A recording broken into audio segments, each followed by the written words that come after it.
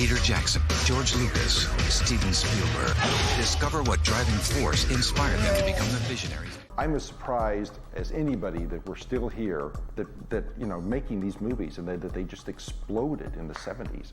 You know, all these films being made, because there was no clue that anything like what has happened was ever going to happen. I started collecting famous monsters right from the get-go. What's really fascinating about this whole amateur movie thing was, first of all, how many really young kids were doing this. And I made my first one when I was 9. I was always really creative, and I got a lot of satisfaction from making things. I was making things up, taking my grandmother's old wigs, cutting the hair off, gluing them on my friends' faces with Elmer's glue. We had the most passionate motivation to create one science fiction or monster movie after another.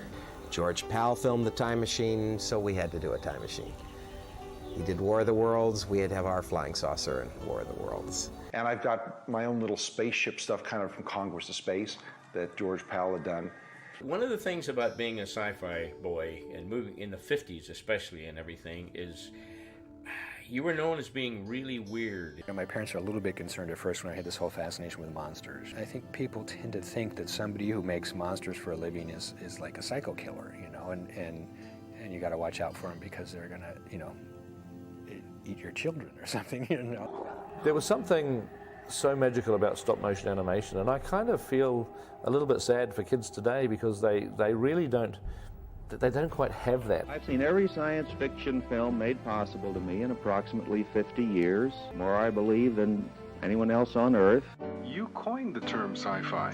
Yes, I did. About 25 years ago, I was riding around the automobile, had the radio on, and I believe somebody mentioned hi-fi, so since science fiction is always on the top of my mind, if I'd been into James Bond at the time, probably would have been spy-fi.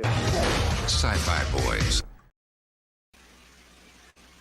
Folks, the year is 2023. Oh, wait a second, it is 2023. Good God, we're in the future. Holy shit. All right, well, hello, howdy to everyone out there. This is Horror Mike, and it is, of course, the Horror Mike Friday Night Flicks special. And boy, do we have one lined up for you tonight. I swear to God, Tubi has just dropped the mother load between, of course, their typical end of the week, Thursday, Friday drops. This also happens to be, of course, New Year's. So they've just dropped a ton of stuff on Tubi and a few other places, but I got to tell you, not as spectacular by any stretch. I mean, Tubi once again just takes it to the limit, man. They are incredible. Let's see who we got in the comments. We got Francisco on the scene. Hello, Francisco. How are you doing, my good man? Thanks for being on. Francisco says, good evening, sci-fi and monster kids. Good to have you on board, Francisco. Michael Taylor says, hi, Mike. Hello, Michael Taylor. How you doing? Closing Hurdle 99. Hello, everybody. Hello, Closing Hurdle. How you doing? Good God, good to see you. Well, tonight we are going to be hitting Tubi, definitely. It is a major, they have done a major drop of films. And without further ado, let's take a look at Tubi and see what they have in store for us. It's incredible. Now, one of the things that I noticed, and I don't know if you guys are familiar with this filmmaker, Japanese filmmaker Takashi Miike. This guy has been making films for decades, and probably one of the things that you might recognize is in the Masters of Horror series. He did a couple of episodes of that, and you know, he's kind of like known for extreme Japanese horror cinema. The guy is he's way out there. I mean, he's quite good, and he's definitely worth watching. I mean, he's just got a certain style that's kind of frenetic and crazy, And so we're going to take a look at a couple of his films tonight. I know that they have added what seems to be at least 5 or 6 Takashi Miike films onto Tubi, amongst many other things. It's incredible, man. They have really done a major drop of films. And we've got Michael Dodd on the seat. Hello, Michael Dodd. How are you doing? Eric Boyd is here. Hail and howdy, Horror Mike, and hail and howdy to you, Eric Boyd. Good God, good to see you, man. So we will start off tonight with a film that was, I don't know. I mean, I saw the trailer, and I don't know if you guys have heard of this film. It's called Prototype from 2022. So it's pretty much brand spanking new, folks. And I saw the trailer, and I was like, oh, that's kind of intriguing. Well, it rooms oh from God. 5 and 6 o'clock. Yeah, well, here's accompanied by an only 5 human example. bodyguards. At exactly 5:37, you will shoot him in the chest. You'll make sure he dies. 5:37. Not a minute before, not a minute after.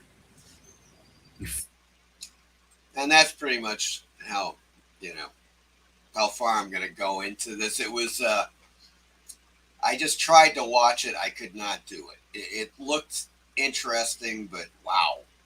Yeah, I don't know. You may want to try, checking it out yourself. Now, Frank Spinelli is in this. Victoria DeMar is also in this. Now, if you guys have seen any of the Killjoy films, that's that kind of like, sinister clown character. He did at least 3, 4, 5 Killjoy movies. And she's, I forget what her name is. She's his sidekick, and she's typically painted. She's naked, but she's painted up, and she looks like kind of like a nude clown. I don't know. And she's hot.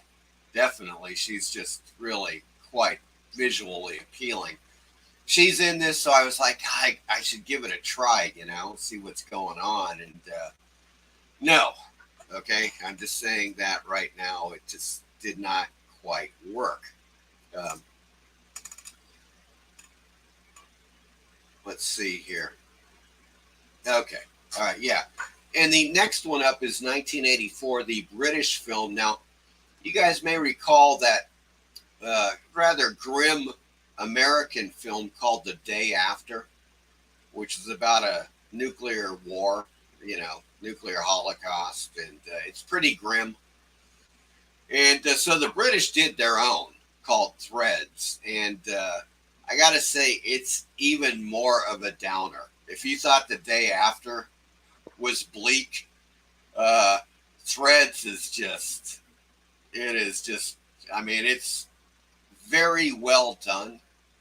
Okay, I mean, it's gripping, right? I mean, it's sobering. It's definitely a great film that you should see at least once, but you're not going to have a good time. Let's put it that way. It is not a good time movie. It is definitely a hardcore look at what would happen if London was, hit by a few nuclear bombs, of the more modern variety, let's say, and it's pretty hardcore. Now, let me just kind of get to at least some crazy comedy action. This is The Happiness of the Katakuris. This is Takashi Miike. Now, this is not really typically what he does. Let me just scroll down here. It's, as they say, horror, comedy, fantasy, musical. Yes, all of those things rolled into one. Grotesque stop-motion animation, surreal musical numbers, and zombies are employed to tell the story of a cursed family inn at the foot of Mount Fuji. And so there you go. That is The Happiness of the Katakuris. And I would recommend you watch it at least once. It's definitely worth seeing. It's totally insane. I'm just telling you right now, but it's on my list. I plan on rewatching it. It's got some really bizarre stop motion animation in it, and I'm always up for that. I know you guys, most of you guys are too. I'm just warning you, it's kind of gross and it's kind of bizarre. Okay, it is a strange film. It does have funny scenes in it, and that's all I can tell you, man. It's a crazy Japanese horror comedy from Takashi Miike. So that's kind of that. We got another guy. Oh, here we go. Francisco says Miike has over 100 films under his belt. One of the most prolific Japanese directors out there. Yeah, and it's a funny story about the Masters of Horror, Francisco, because he did a couple of. Well, he did at least one episode. I thought he did two for Masters of Horror, but he definitely did one. And everybody that did a Masters of Horror episode had a $2 million budget. And that was pretty decent, especially for back in the day. $2 million to make I think what were 45 to 50 minute films, so you had people like Dario Argento, Stuart Gordon, as you guys recall, and of course Takashi Miike.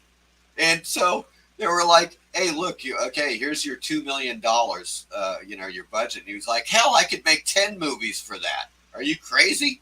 $2 million? That's too much." But of course, he did take the money, and he made his film, or two films. Maybe he got $4 million. I don't recall, but I know he made at least one. And the guy's made a lot of freaking movies. And as I said, at least 5 or 6 of them are now on Tubi, and I suspect that they're going to put more on Tubi. So that's totally cool. Let's see here. Werewolf by Lunchtime. Hello, Werewolf. How you doing? Hey, Mike. Chat. Hope you are well. Werewolf, we were just talking about one of our favorite. Well, actually, it's one of my favorite series. I think of all time in terms of science fiction comedy, horror. It's more sci-fi comedy, and it's more a takeoff on the Thunderbirds, but it's Australian, and it's Danger 5. We were just talking about that. Michael Dodd's seen some of them. I think some other people in the chat have seen some. It's just such a great series. Do you know anything behind that show? I mean, it just kind of came out of left field. I know that it was a very low budget web series before it became an actual official series. But it's just fantastic. The miniature work in that series is insanely good. They really do a great job. The animation with the dinosaurs in the second episode, I think, is fantastic. Obviously it's limited. They have a limited budget, but I thought they did just an incredible job. The acting, the comedic timing is just perfect. It is perfect. They, the writing, the scripts, they're insane, but it's just hilarious. If anybody in chat that has not seen Danger 5, check it out. I mean, if you want a good time, it's a series. I think it lasted 2 seasons, maybe 3, possibly. But in any case, fantastic series. One of my favorites. What can be said? It is truly great.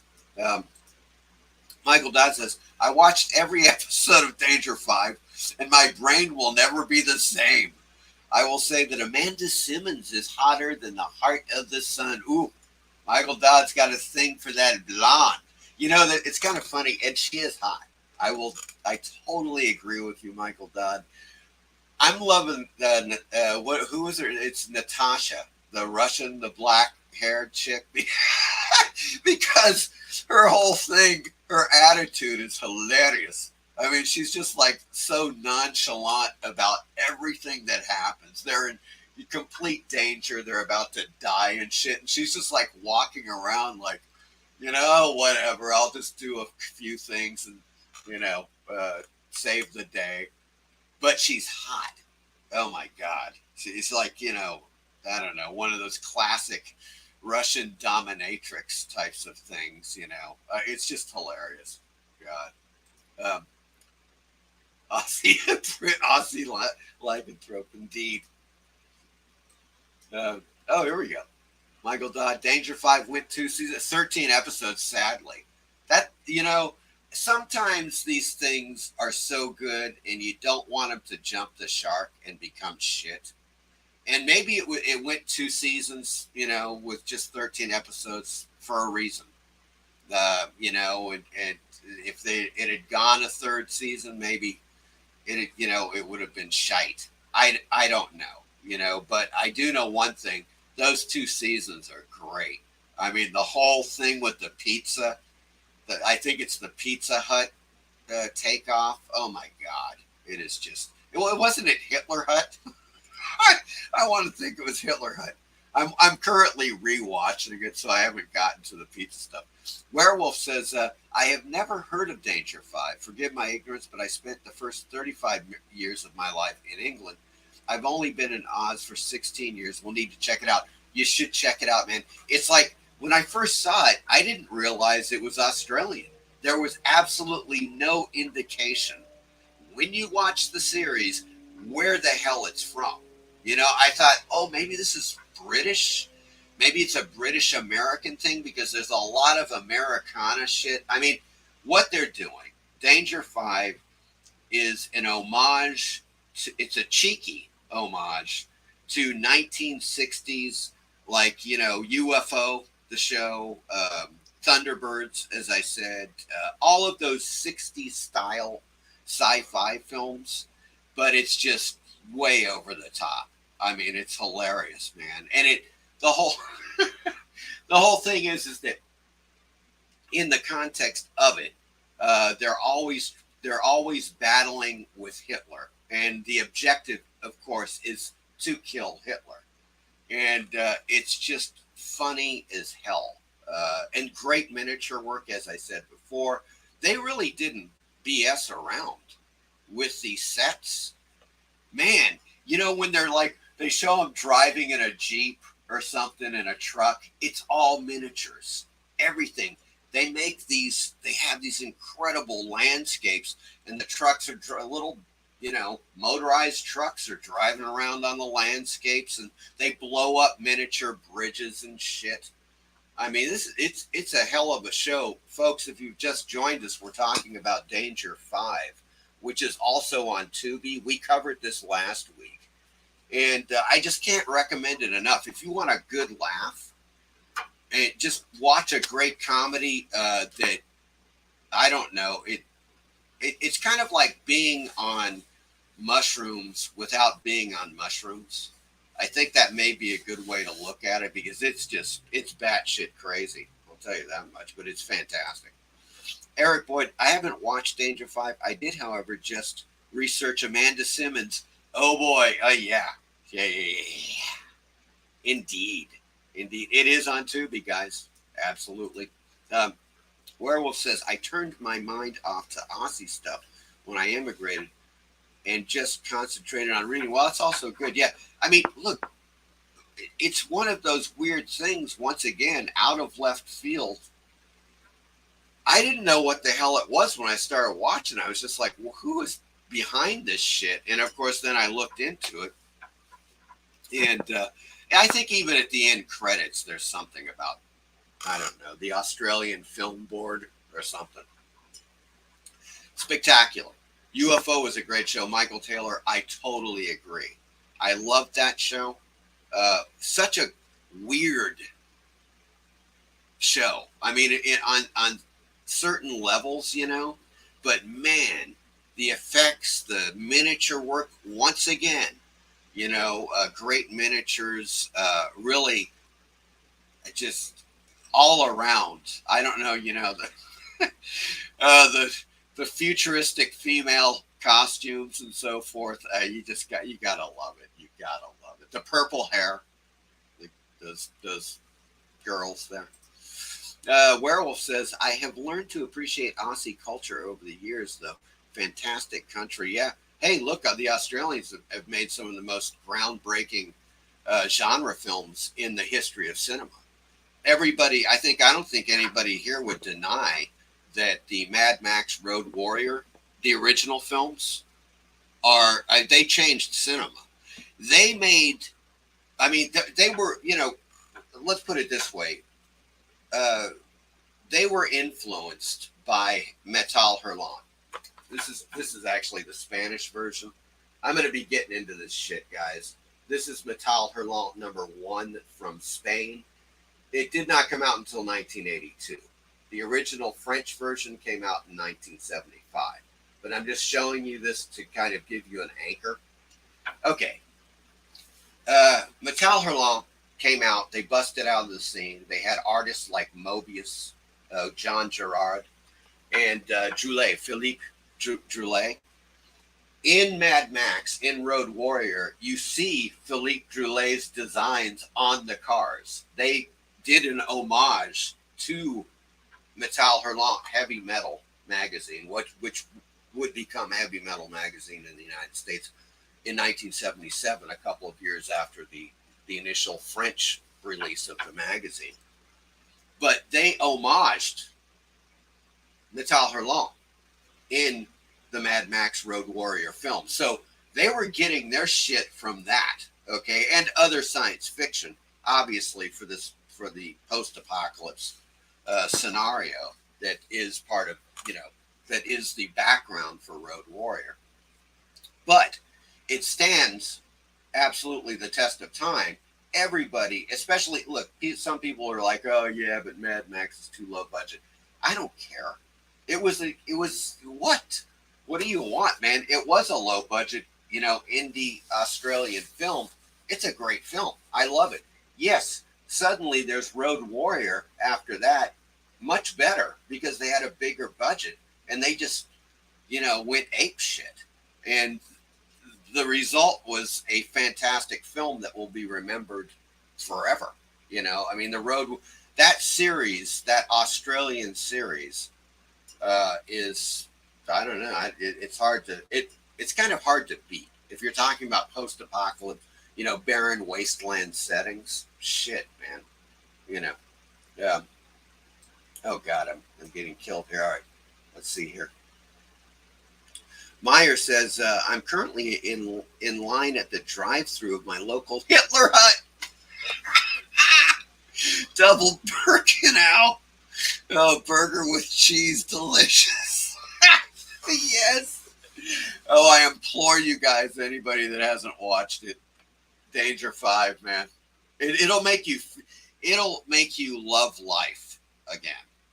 Okay, if you're not loving life, watch Danger 5. I swear to God, it'll put a smile on your face and a kick in your step or something like that. I don't know. But it's great. Michael Dodd says Danger 5 is like Monty Python on an excess of recreational pharmaceuticals. Yes, but the great thing, Michael Dodd, is that you don't need to take them. All you have to do is watch the show. It's great, man. Those guys are just, and they put so much into it. I mean, those miniature sets and shit, those things took some time. I mean, they really put a lot of work into that film, and it shows, man. It's great. Werewolf by Lunchtime says, I think UFO is British as well. Yes, that is correct. Meyer says, supersized it over 1.1 million Polish served. Oh, God. Francisco says, I grew up with all those Anderson live and puppet TV shows. Love Space 1999. Yes, we are all big fans of Space 1999, which is also on Tubi, folks, just to let you know. And several of the Jerry Anderson, I don't know, one of those, Jerry or Gary, films on the Thunderbirds and so forth are on Tubi. It's great, man. I mean, they know their shit. Tubi knows what to get. Tubi knows their cult films, and they really their selection is second to none. I really haven't seen anything better yet. Michael Dodd, Fireball XL. Pardon me, guys. Oh shit! I see a Fireball right now. A mega porn action. Good Lord, they're all, they're always on the scene. There we go. My wife, no, Werewolf says, my wife saw Nick Cave recently, but I was too tired to go because of work. I know I was asleep before he was on stage. I was devastated when she was raving about it the next day. Yeah, that would be I mean, look, obviously it's been a while since Nick Cave has been in his heyday. Some of these groups keep going, and you know the scene, and you probably have seen a few concerts with a couple of groups that should have called it quits like years ago, but they're milking it. I can't speak to Nick Cave, but I've heard good things about some of his shows. So maybe he's still, doing it to it. Eric says, Horror Mike hit the big time with prawn bots. Yeah, they're on the attack. I swear to God. Michael Taylor, an unknown Mel Gibson. Yeah, absolutely. God, Mad Max. Jeez. What? Jesus Christ. How many of these fucking things are there? Hold on. Okay, that was it. Those bastards. In any case, Michael Dodd says, low budget can be great. Night of the Living Dead. Oh, shit. Sorry, guys. Freaking thing. I'm sure this is probably better in terms of audio. Sorry about that. Michael Dodd says, low budget can be great. Night of the Living Dead, Evil Dead, Dead Alive, Blair Witch Project, etc. Yes, certainly. Yeah. And there's a little bit kind of a thingy McBopper with the way that we split and the way that we look at low budget versus no budget, because you can talk to somebody now and they'll be like, oh God, we had no money. We only had $2 million for our film. And I'm like, oh, fuck off. Yeah. Try working with 10 grand, you bastard. That type of thing. So yeah, low budget. Night of the Living Dead, believe it or not, they had about 110 grand to work with. Now, back in 1968, that's not bad. Okay. They put everything into it. That's why it's such a great film. But what I'm saying here is that it wasn't bad. Believe it or not, Evil Dead had a $300,000 budget, the first one.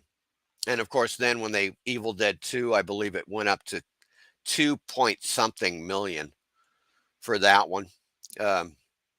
Dead Alive, once again, of course, and the thing about Peter Jackson is that he was backed by the New Zealand Film Commission for his movies. Incredible, man. That dude, he was like making these movies at a time where he could take advantage of the New Zealand Film Commission, and they were backing him.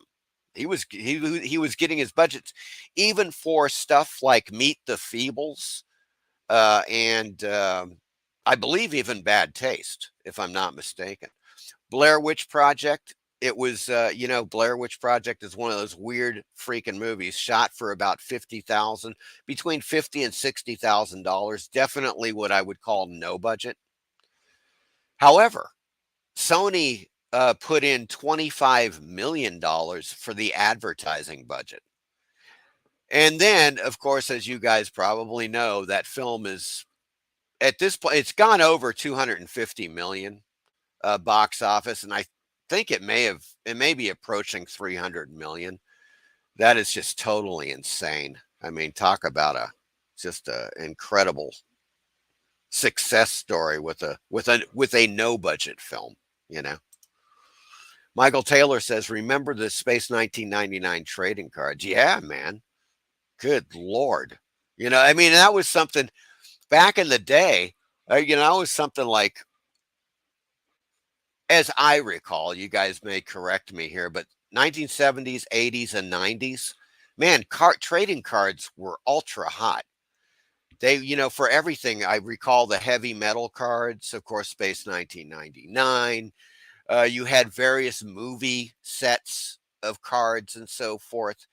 And then it just kind of died off. Now, I do know that obviously sports cards have always kind of retained their popularity, but I have seen a bit of a little bit of a resurgence in non-sports cards. I don't know if you guys have seen this, but it's there. I don't know how big it is, but you know, Eric Boyd says Nukem, indeed, Nukem High, the class of Nukem High, which is also on Tubi.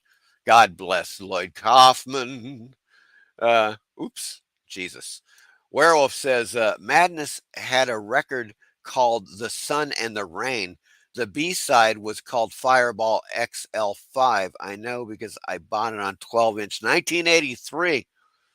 Now, Werewolf, I got to tell you, I saw the strangest, kind of strange concert. It was in Los Angeles. I was living there.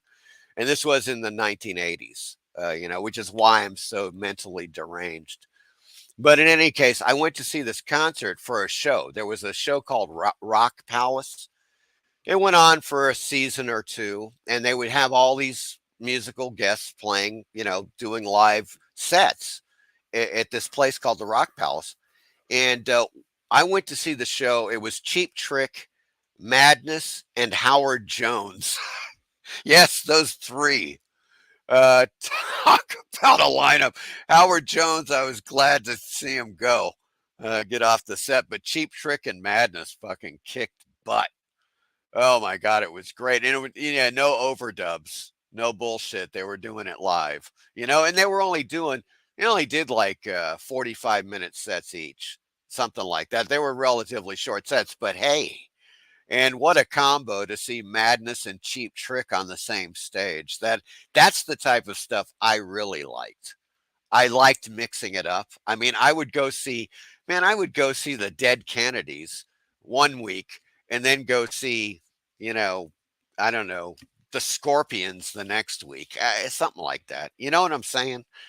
The way I looked at it was like, look, music's either good or interesting to you or it's not.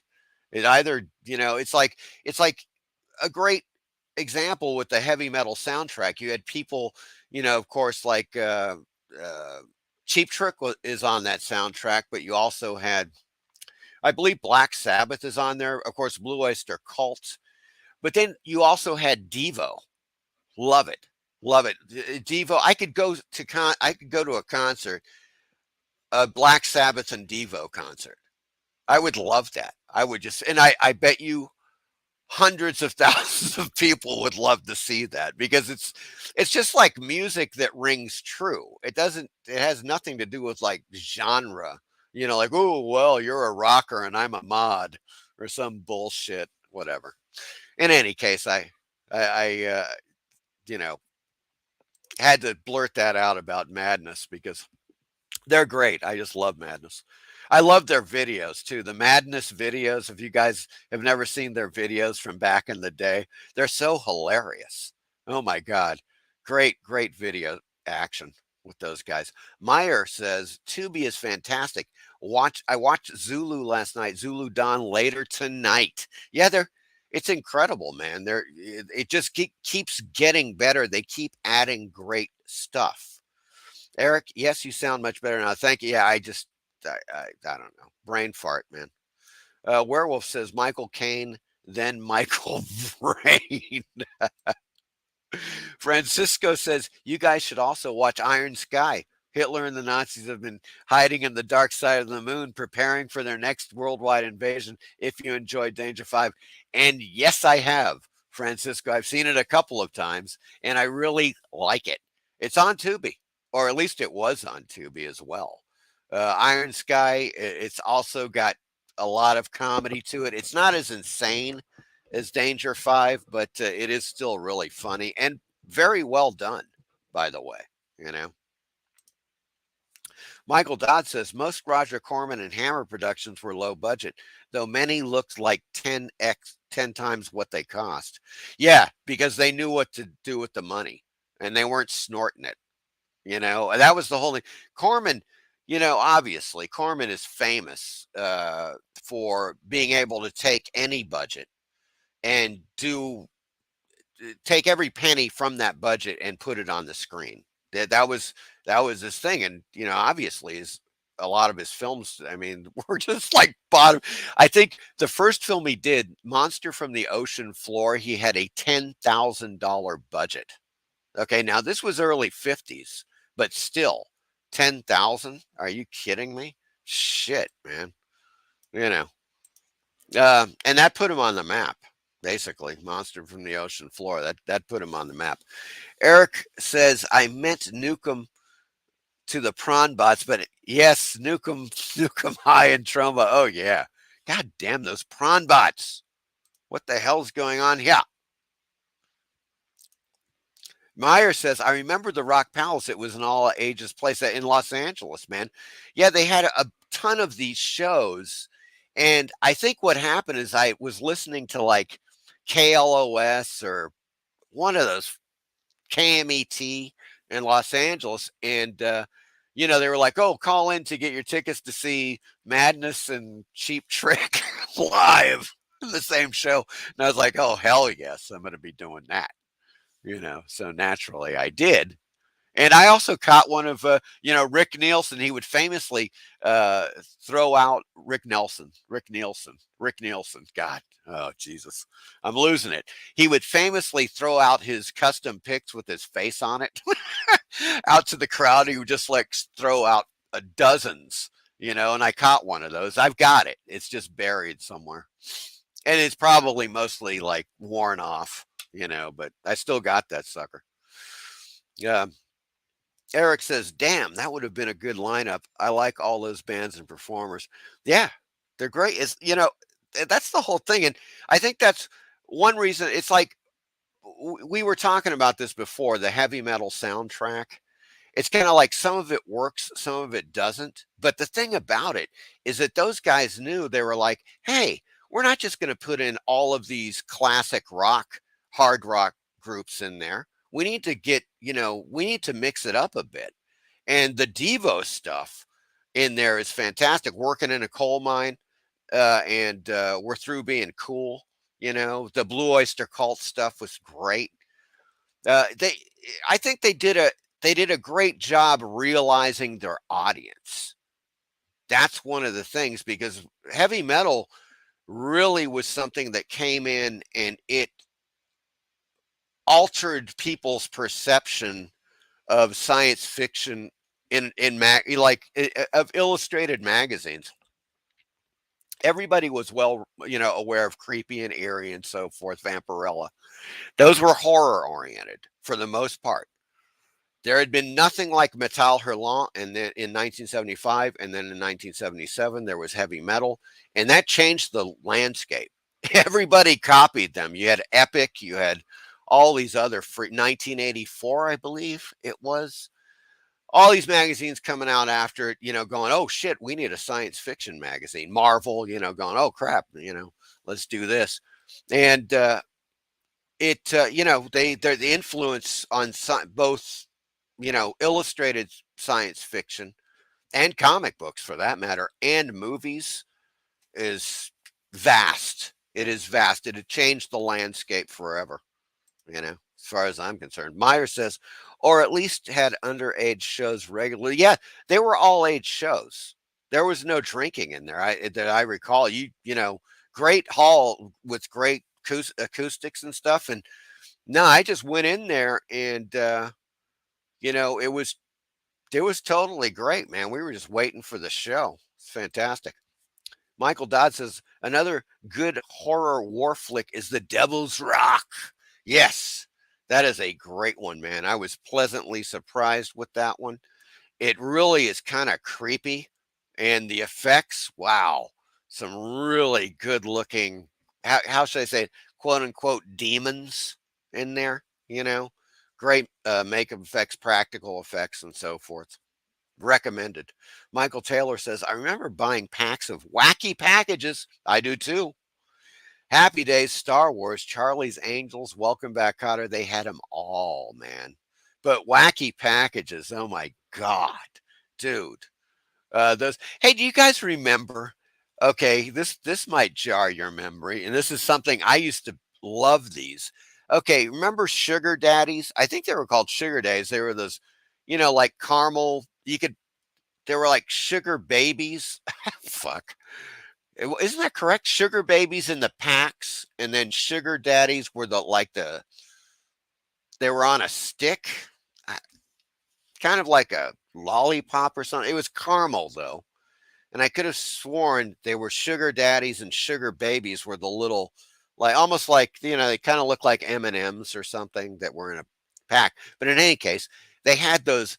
They were really great because they had those amazingly well done little cards that came in the packs, and they were all about animals, like insects, animals, with all of these facts on the backs of the little cards. And then you could get a little book to put them in. I had that. I got the little book. I had like, Jesus, I don't know how many of those cards, but I remember that fondly. It was really cool. I loved that stuff, man.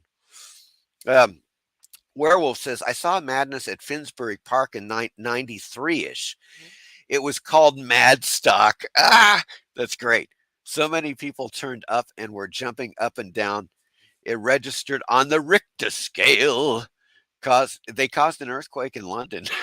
That's great. That's freaking awesome. I love On the Wings of a Dove. Great uplifting song video by Madness. Yes, their songs and videos help put me in a better mood when I'm not feeling so great. Yeah. And what was the one about where it's kind of like they're in Egypt and they're they're like kind of dressed up like archaeologists with the hats and shit. I forget the name of that damn song, but it's really funny. And yeah, it is. They're great, man. They're just really uplifting. I bought the Wings of a Dove picture disc, pinned it to my bedroom door. There you go. Awesome, Werewolf. Eric says, cool. Michael Taylor's bots invade a lot of stream. Yeah, they do. They really do. Madness was my first poster I had on my wall thanks to my parents. Well, that's a good one to have. They're hell of a group. Hell of a group, God. Michael Taylor, yeah, heavy metal had some great tunes. Yeah, they did. They did. Marvel tried the mag Unknown Worlds of Science Fiction in the mid-70s, but thanks to their own oversaturation of the stands, it was canceled after 6 issues. Ah, damn good SF mag. Interesting. Michael Taylor, yes, sugar daddies were stick form and sugar babies were in the packs. You guys remember getting those little cards? They were like illustrated insects and animals from around the world on a little card, and it had the info, like even technical. I believe it had the actual scientific names, the nomenclature for the various animals and insects on the back, and actually educational for kids while you're rotting your teeth out. You know what I'm saying? It's kind of a give and take thing. It was kind of a give and take thing with the sugar daddies there and the sugar babies. Night boat to Cairo. Thank you, Werewolf. Thank you, sir. That was it. And it's a great video. I just watched that video like a few weeks ago. I somehow ran across it on YouTube, and it's fantastic. Michael Dodd, yeah, man, my teeth hurt just thinking about the sugar daddy candy. Yeah, I know. Good Lord. Yeah. Meyer says there was a small ska Vespa scooter clique at my high school, class of 83. But yeah, they love Madness and fedoras. Yeah, man. Oh, man. It was like, I've got a ton of specials and selector on my YouTube playlist. They have stuff on YouTube where it's just like 2 hours of ska, and it more modern ska, obviously, like the specials and selector and all that stuff. And I'll put it in the background, like if I'm drawing something or doing something else, I'll have in the background best damn music. I mean, if you just want to stay in a good mood, that shit is like that'll put you there. That'll put you there. So let's get back to a little bit more of the Tubi, shall we? Check it out, guys. Call Girl of Cthulhu. Yes, I said that right. Call Girl of Cthulhu. 2014. I have seen this a few times. I like it. It's very low budget. However, it is really entertaining, and they know Lovecraft. They know their Lovecraft. They know how to do a good homage. It's funny as hell. It's kind of, I think it's kind of extreme, like some trauma films, over the top with some of the kind of gross effects and so forth. But in any case, 2014, Call Girl of Cthulhu. Hopeless virgin Carter finally finds the one in a sex worker named Riley, who, as luck would have it, is already betrothed to the alien god Cthulhu. So there you go. That's the gist of the whole thing, and I like it. I like it. I thought it was rather entertaining. Now we're getting into some good shit here. Yes.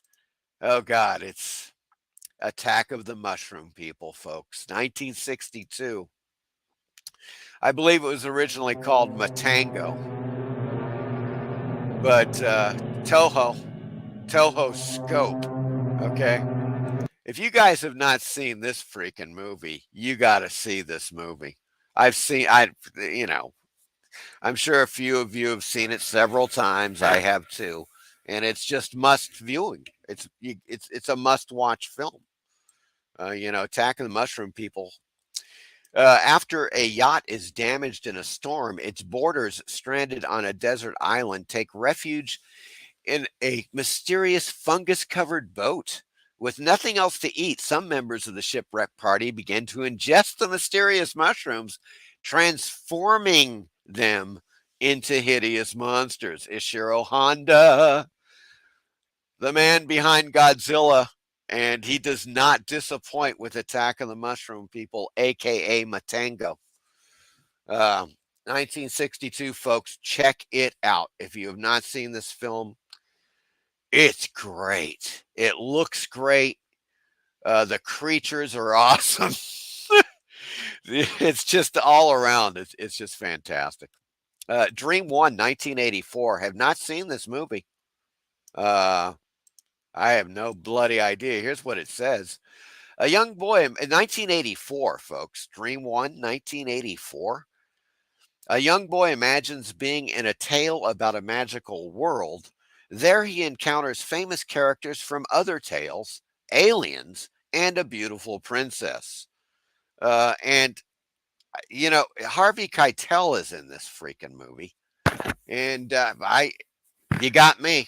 I've never seen it. It's on my list. I'm definitely going to watch it. Matilda May rings a bell. That could be the chick from, what's that Tobe Hooper movie? She is. It is. She's the girl, the alien girl that walks around naked most of the time in Life Force. Another film you got to see, 1985. Woo! It's great as a weird science fiction horror film, but she is just absolutely stunning. God. Hey, remember, folks, duck, roll, and cover. Okay, The Atomic Cafe, 1982. Yes, it's that classic documentary released by Kino Classics.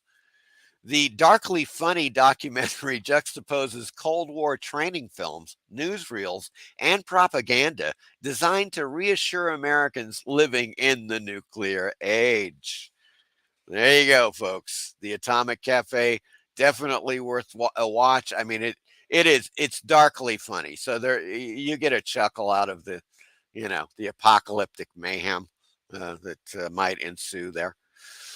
This is a new one. Aldous Huxley documentary here. Aldous Huxley and the Brave New World. Absolutely, Brave New World is up there, in my opinion, with 1984.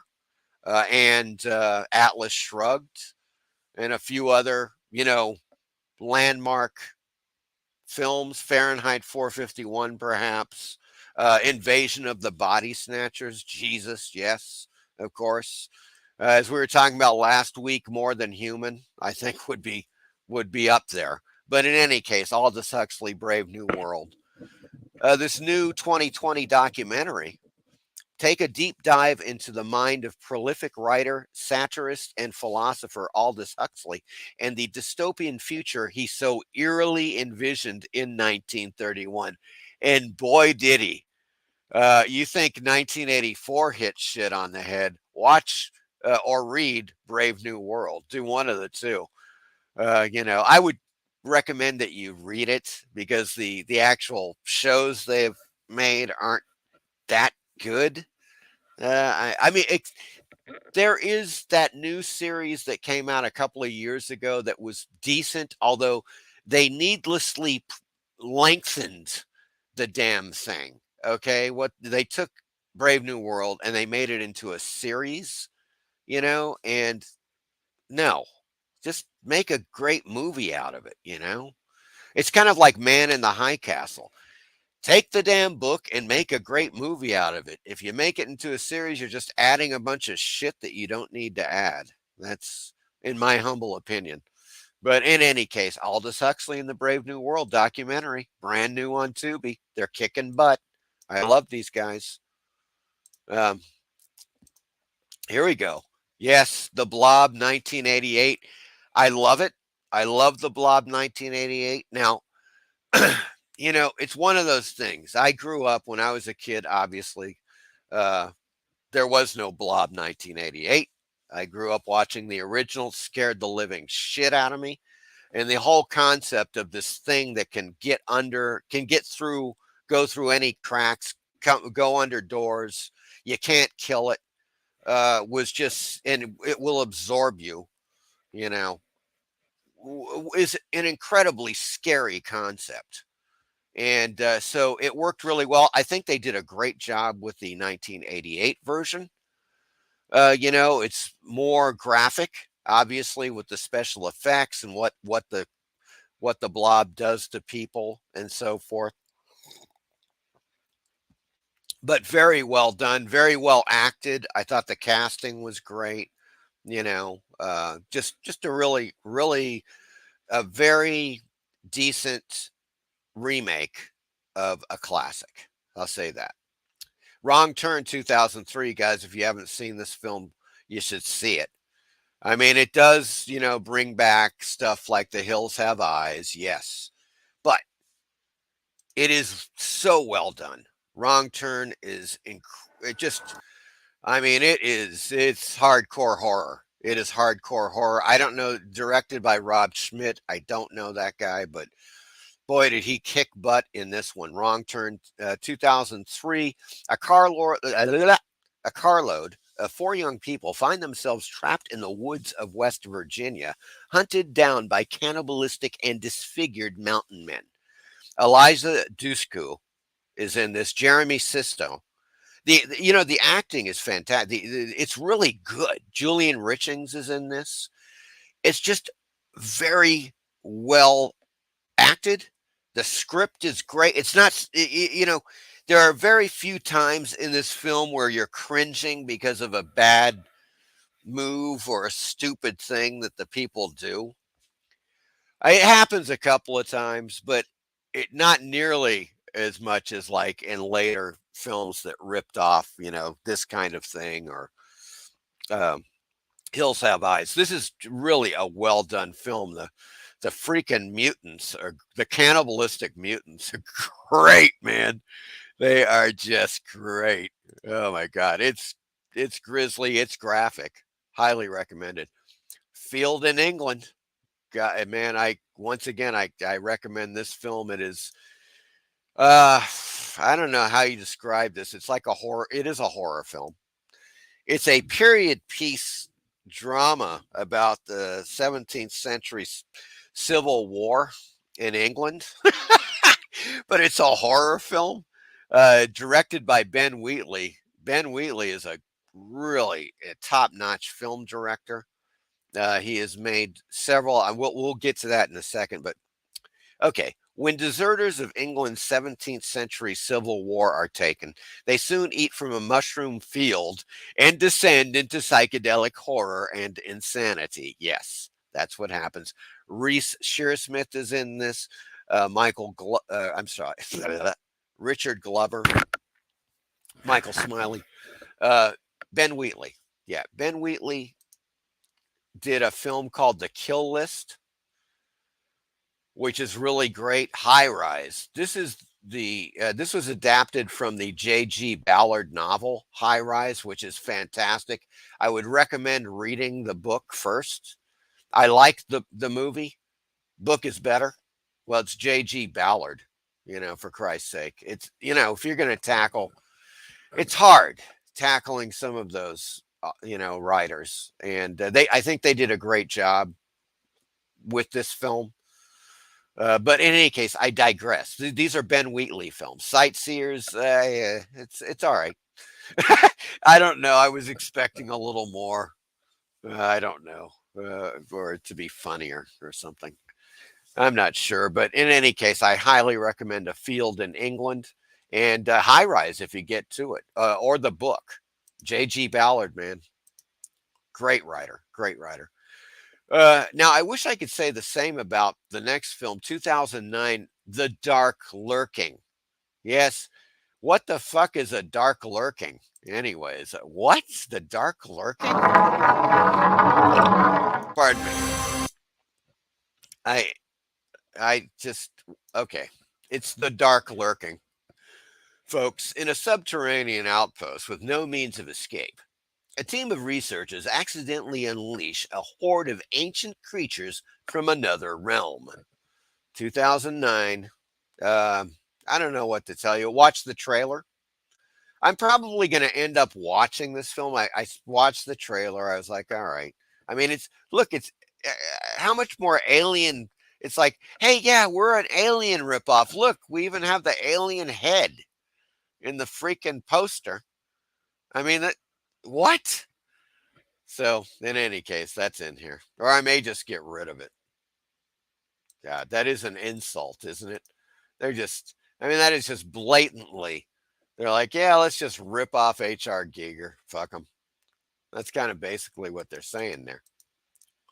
Here we go with a little more Takashi Miike. Oh, yes. I have not seen First Love. Let's get back. I know there's. Oh, Jesus Christ. Is it like a prawn apocalypse or some shit? Jesus Christ.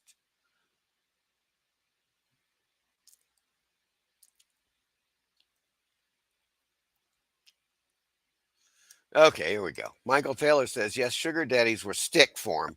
Sugar babies were in the packs. Yep. Oh, okay, I've already seen all these. Okay. There was a small Scott. Oh, yeah. Rip Terry Hall. Terry Hall. Terry Hall. Really? Are you kidding? Now, he was the lead singer for the Specials, right? He died? What the fuck? Is that the same guy? Werewolf? Jesus Christ. That's shocking news. I didn't know. When did he die? Whoa. I saw this really cool video. He did a live, show. I think it was, this is a few years ago. This is before Amy Winehouse died. She was, they were doing a concert, the Specials, and Amy Winehouse came on and they jammed for a while. They did like a few songs together and shit. It's on YouTube if you guys want to catch it. It's great. It's fun, but I'm totally shocked if that's the same guy, Terry Hall. God, fuck, man. He must have been, he couldn't have been more than 60, right? God. Werewolf says, I saw the Selector at a pub in New Cross, Southeast London in the early 90s. Fantastic. Yeah, I bet they were. That would be, I never saw them live. It was one of those groups you look back and you're like, ah, shit, if I'd only seen them, but you can't get to everybody. That's the thing. Michael Taylor, sugar daddies were notorious for badly sticking to your teeth and gums. Yeah. Oh, I remember that. But those cards were great, Michael Taylor. they were worth the multiple cavities and pain. Okay. No, I ended up, I probably threw half of those damn things away. I just got them for the cards, Jesus. Although the sugar babies were definitely easier to eat because they were just kind of like, they were softer. You could just kind of munch on them. Francisco says Matango is just amazing. It is. It's a great film, man. Ishiro Honda, oh, he's a Japanese treasure. That guy, I love his films. The original Godzilla still is one of my, well, it could be my favorite kaiju film of all time, still to this day. But Attack of the Mushroom People, Matango is just, it is so great. Highly recommended, folks. If somebody has not seen it, who's in the chat, check it out. It's definitely on Tubi, as we're seeing here. And I'm sure it's everywhere. Matango got it on DVD. Kumi Masuno for the win. Hot. Yes, yes, yes. Indeed. Oh, God. Yeah, you're right, man. Well, it's time for a rewatch. It's been a couple of years. Usually like every 2 years, I'll watch Attack of the Mushroom People. It's one of those films you got to keep revisiting. It's worth it. It's such a good film. It's, it kind of, how should I say this? Okay. Are you guys familiar with the Japanese film, The H-Man? The Hydrogen Man? Scared the shit out of me. It's kind of like The Blob. Scared the shit out of me when I was a kid. Another one that you could not escape from this creature. And it was going to get you. And it was fantastic. And there were creepy scenes. Like, remember the boat scene in The H-Man? There was... I guess what I'm saying is there are similar creepy scenes like on boats in The H-Man and in Matango, in the Attack of the Mushroom People, where it develops this sense of like, there's suspense and dread where like, what the hell is going on? And they're on this boat, it's creaking. There's the water lapping outside and shit. And, highly recommended, you guys. Both Matango, Attack of the Mushroom People, and The H-Man. If you haven't seen The H-Man, you gotta see The H-Man. It is really something else. Werewolf says, wasn't Jeff Jones a fan of Aldous Huxley? Jeff Jones, the artist, probably is. Yeah, okay. I keep getting totally screwed up. There's Jeff Jones. Who's the other guy? Shit, there's a writer and there's an artist, right, you guys? One of them's the artist, one of them's the writer. There's Jeff Jones and there's fucking Bruce Jones, right? Jeff Jones is the writer, Bruce Jones is the artist. Or did I get that flipped? I saw Wrong Turn. I enjoyed it. Yeah, it's a good flick, man. Yes, I enjoy Wrong Turn as well. Yeah, it's really well done. And with a minimal amount of cringe, like a minimal amount of, oh, you stupid freaking moron, why'd you do that, type of thing. Because once it starts rolling, a lot of shit is happening very quickly. And it really doesn't give the characters a lot of time to act, very stupidly. I think maybe that's a saving grace. I think the pacing is fantastic.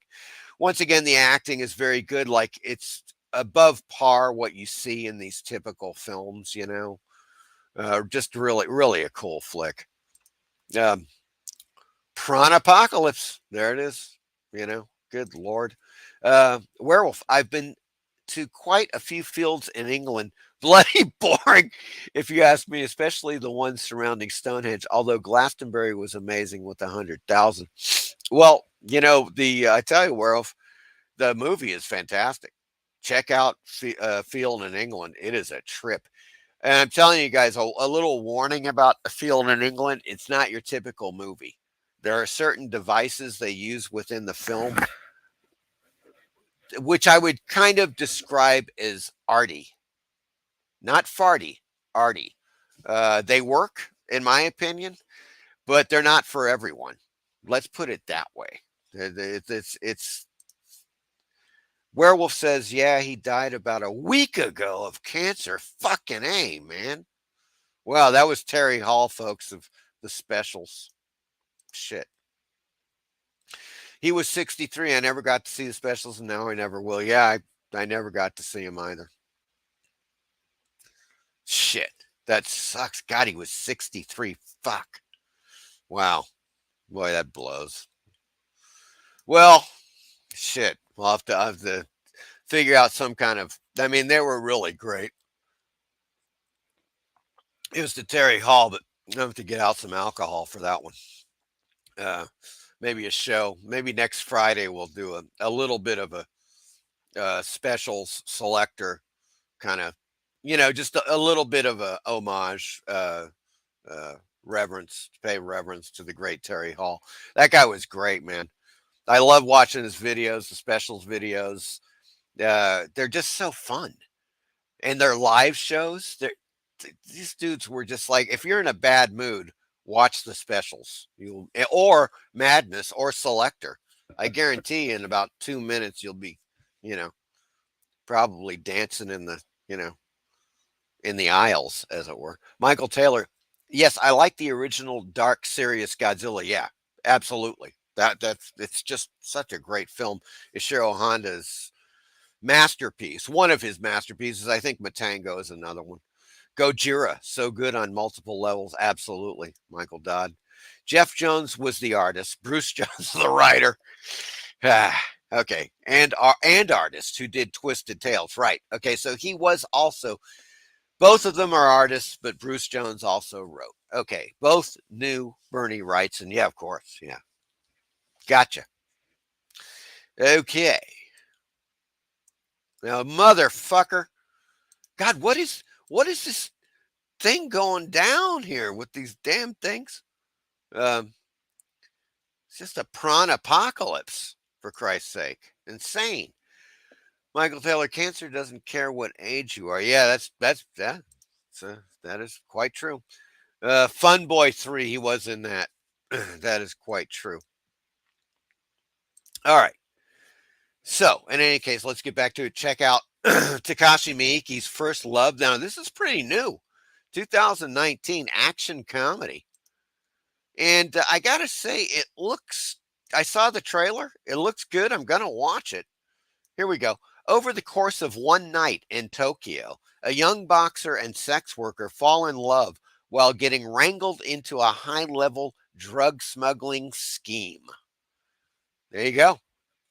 It looked good. And look, it's Takashi Miike. You're going to be entertained on some level. Now, I got to tell you, this is Zebra Man, 2004, and it's not so good. I did not enjoy this film much. This is Miike. He was going for like this superhero comedy kind of thing. And it just didn't work for me. The jokes seemed hackneyed, and he was like derivative of Hollywood shit. I think he was trying too hard to like make it kind of a big, Hollywood superhero kind of mentality type of thing. And I didn't go for it. I did not. That's the last thing I want to see is a Hollywood style film from another country. They're bad enough. Please don't make any more. Takashi, please. In any case, the description: a depressed man's alter ego becomes his saving grace after he uses his fantasy persona to battle criminals and an intergalactic conspiracy.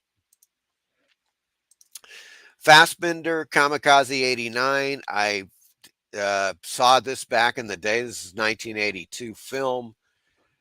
I've almost completely forgotten about it, but I'm going to watch it again. It's a sci-fi thriller. Kamikaze 89, man. Check it out. This imaginative cult classic tells the story of a stylish detective as he investigates a series of bombings in a futuristic, neon-drenched dystopia. There you go, right there. Kamikaze 89. I'm going to check it out again. You know, I mean, hell. Got to do it. Strozek, a film by Werner Herzog, right here in 1977. Have not seen this one. This is a Herzog I have not seen. I love his films, generally speaking, unless he gets too self-absorbed, and then it's just a turnoff. But this looks really good. Strozek, 1977 drama comedy. In Berlin, an alcoholic man recently released from prison joins his elderly friend and a prostitute in a determined dream to leave Germany and seek a better life in Wisconsin. Yes, from Germany to Wisconsin, just like Werner Herzog. I swear to God, that dude. Yeah. All right. Yes, I watched this again. The Hangover. 2009. It's got some really funny scenes in it. Yes, it's a big budget Hollywood film. It's true. It's just one of the better ones and one of the better comedies. It's got, I mean, let's put it this way. It's not completely a good film, but it has got some scenes in it that are so damn funny that I had to watch it again to see those, to watch the scenes. And it's got, you know, of course, Heather Graham, and she is just yikes. Boy, is she hot. And she is hot in this film. Not as hot as in Boogie Nights. No. I don't think she could come close to that one again. But she's still really, really quite vivacious. Yes, folks, they've got all the Tremors movies. You know, they've got them all. Tremors 1 through 6. And I got to say, I enjoy these films. Some of them are obviously better than others. This is Tremors 5. We're going to get to the other ones. I posted a few others. But let's put it this way. There are 3 of the 6 Tremors films I really like. And, of course, Michael Gross is in all of them. And his character, Bert Gummer, I love it. I love his character. I think that you know, that was one of the great strengths of the Tremors films was his character. And he stuck with it, man. I mean, you got to think a certain amount of success has happened with the Tremors films if they've made 6 of these freaking things. Okay. So we'll get to that in a little bit, but I just wanted to point that out. Here we go. They have added the 5th element, folks. Yes, 1997. Luc Besson film right here, man. Let me make sure I don't want it to start on me. Yeah. In any case, the one thing about this film to know is that, of course, Mobius was one of the lead production designers. A lot of his imprints are on this film, The Great Mobius from Metal Hurlant. You know what I'm saying? Right there. Yeah. Right there. Metal Hurlant. So once again, Metal Hurlant, heavy metal influences cinema years later. And The Fifth Element, I really like this film. I think Mila Jovovich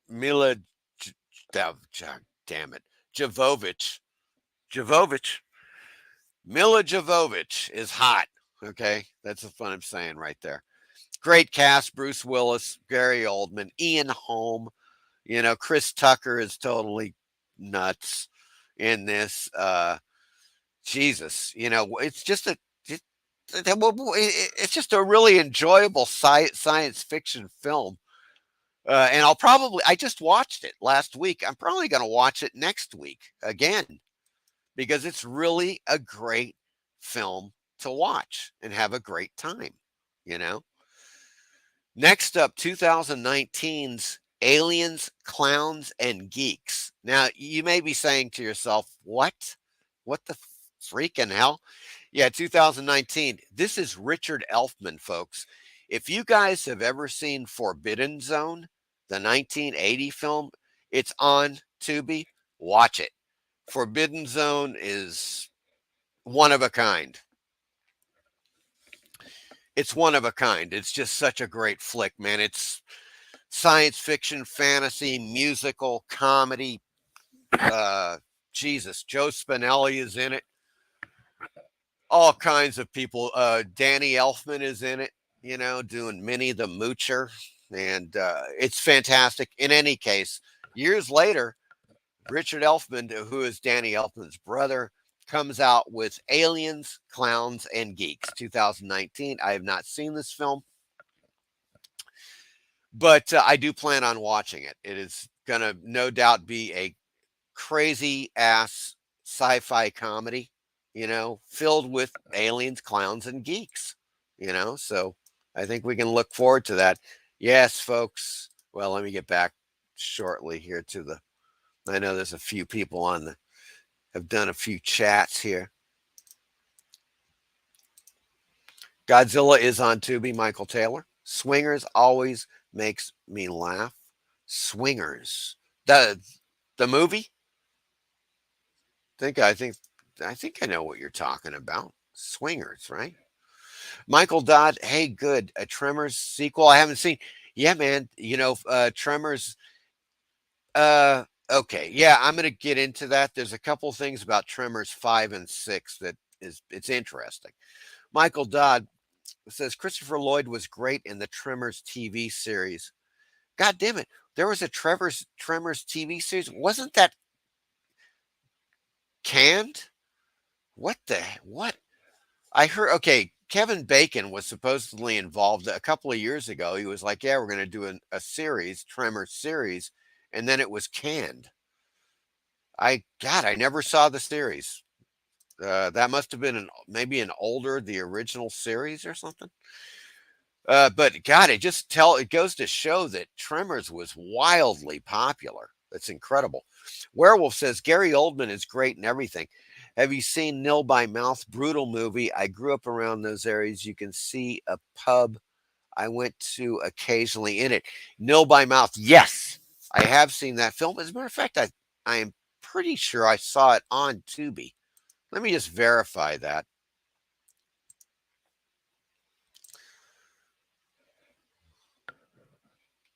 Take a look. Yeah. Nil by Mouth. Oh, it's no longer on there. And I may have seen it on another channel, actually. It may have been on another channel, but indeed, yeah, Oldman is awesome. He's just a great actor. Michael Taylor, this is off topic, but I've been binge watching NYPD Blue and forgot what a great show it was. Yeah, I saw that back in the day. Yes, indeed. Yeah, it was pretty good, you know, as I recall. Michael Dodd says Tremors ran 20 episodes on the Sci-Fi Channel. I have it on DVD. Fuck. Well, I missed that one. I'm going to have to check it out. Maybe maybe there's some episodes on YouTube. I'll have to check that out. But there it is, folks. 1975 Rollerball. James Caan. Yep. I just watched that a few days ago. Rewatched. If you haven't seen it, it's a good flick. It's just, you know, there's so many elements to it. It's like, yeah, it's not just a one world government. It's a one world corporation in the future. And boy, are we rolling towards that one. Roller balling towards that one, I should say. But in any case, Rollerball, they do make some kind of, you know, accurate dystopian predictions about what's going on. They also have some great footage of the game itself. You know, it's a brutal game as society becomes more brutal and so forth and demands blood sport, you know, the whole thing, bread and circuses and all that shit. Modern day Romans.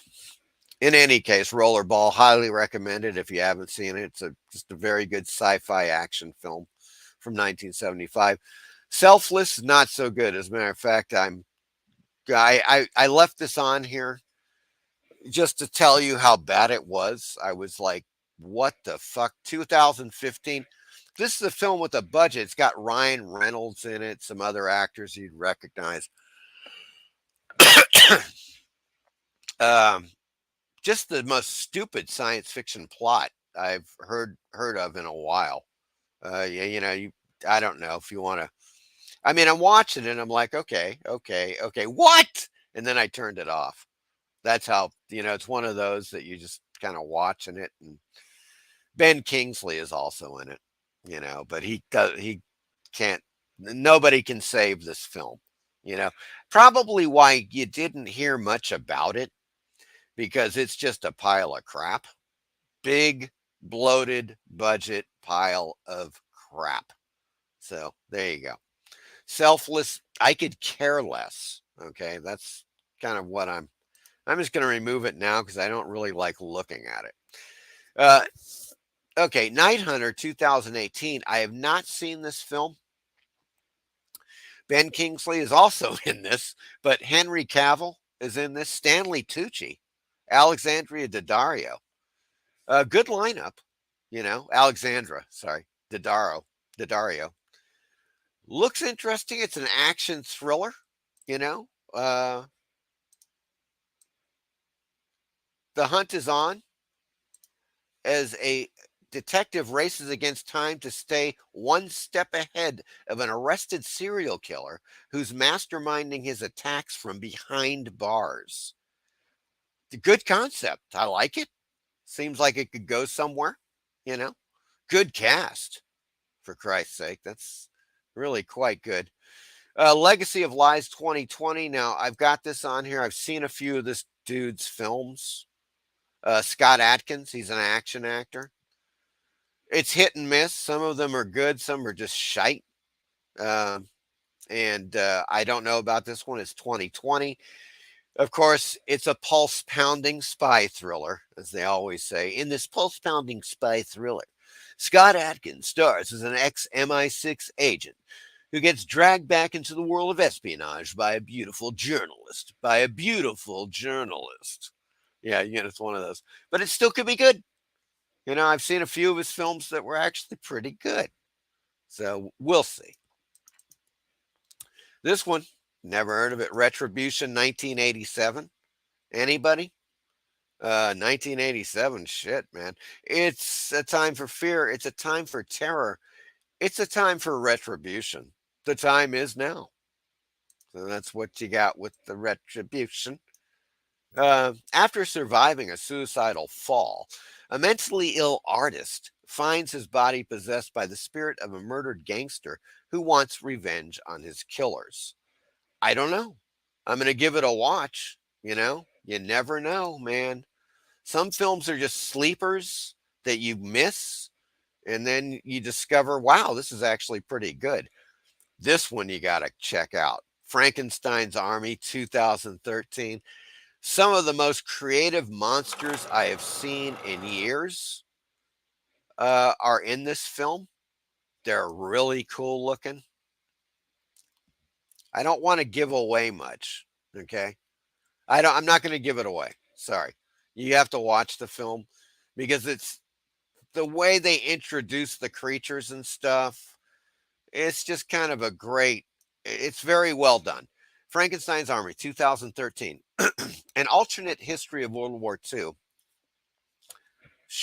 That finds a squad of Russian soldiers lured into a secret German laboratory to fight mechanized war monsters. Well, it isn't an alternate history. It is World War II.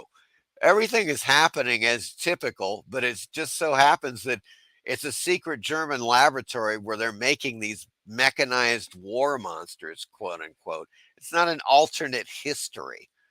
What the fuck? Yes. What? No. It's just, it's another lab.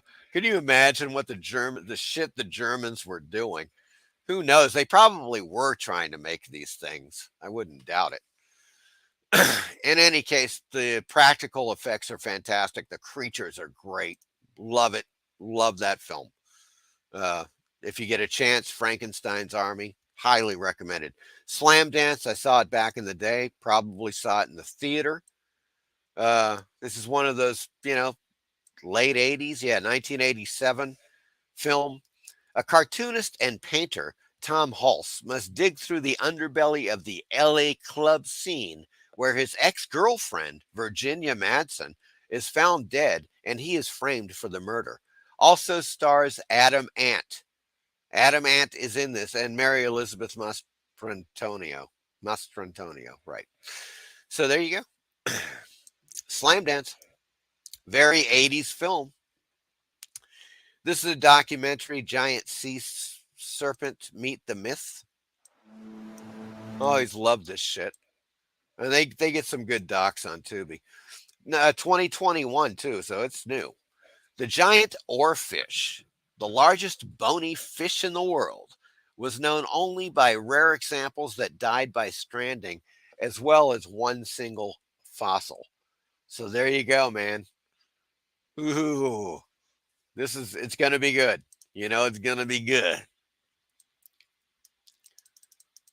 Yeah, Tubi is kicking butt with the docs. Making Apes 2020. This is also pretty new. God dang it. There we go. Making Apes, the artist who changed film. 2020. A thrilling and emotional behind-the-scenes look at the innovative makeup artist who changed cinema with the original Planet of the Apes. They talked to John Landis, Rick Baker, Guillermo del Toro, Thomas Berman in here, Leonard Maltin, for some reason.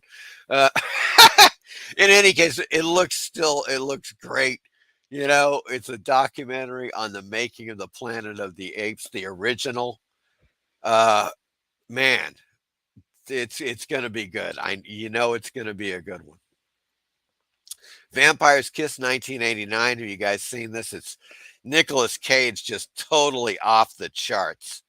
He's so great, and it's worth watching to see him go nuts as he believes he's a vampire, having been bitten by that chick, Flashdance girl. In any case, he just goes nuts, and he's just hilarious, man. Vampire's Kiss. It's very entertaining, and it is because of Nicolas Cage's performance. So here's a 2022 documentary. Creation is violent. Anecdotes from Kinski's final years. Yes, Klaus Kinski, folks. You may have heard the stories, filming on set, Werner Herzog, guns to the head and all this shit, threats. But this documentary is about the iconoclastic actor Klaus Kinski, from those who loved and hated him during his infamous last final years. So there you go. Looks interesting. Punk Rock the Movie. I used to have this on VHS. 1978. Shot on Super 8 film, folks. Shot on Super 8 film. A backstage peek at 1978 London's punk rock scene, featuring the interviews and performances by the Sex Pistols, Susie and the Banshees, The Clash, Eaters, So Catwoman, Steve Strange, Billy Idol. This is Generation X territory here, folks. Prior to his solo shit. Johnny Thunder, Sid Vicious, of course, Nancy Spurgeon, directed by Don Letts, who also did some other great docs about punk rock. Highly recommended. This is crude. It was shot on Super 8, as I say, but very entertaining stuff. Punk rock movie, man. Here we go. Now this is a big budget, quote unquote Hollywood film, but it's fantastic. LA Confidential, 1997. You guys haven't seen this film, you got to see it. Granted, it's a mystery crime. you know, type of thing. I just put it on here because it's so great, and I saw it popped up in Tubi. So there you go. You got to see it. Just great actors, you know, all around. What a story, man! It is really something. So, L.A. Confidential, 11 a.m. This is a weird one. 2013 sci-fi thriller, foreign international. It sounds really intriguing. I'm gonna watch it. Dr. Jung, or Dr. Young, whatever. It's Japanese, so I'm not sure, or it's South Korean, maybe. Maybe it's North Korean. That'd be great.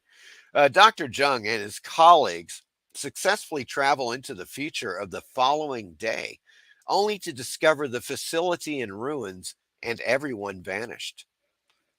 That is 11 a.m., folks. Sounds intriguing. I like an intriguing sci-fi thriller. And that's kind of meeting those, you know, criteria. Maverick, the 1994 film with Mel Gibson, James Garner, and, you know, Jodie Foster. I saw it back in the day, back in the 90s, maybe in the theater. I liked it. I remember enjoying it. It's on Tubi now. I'm probably going to watch it again. So there you go. Here we go, folks. 2022. Again, here we go. On April 12th, 1979, in Australia, there was an independent film that would change pop, car, and film culture forever. Well, to a large degree, yes, that is true.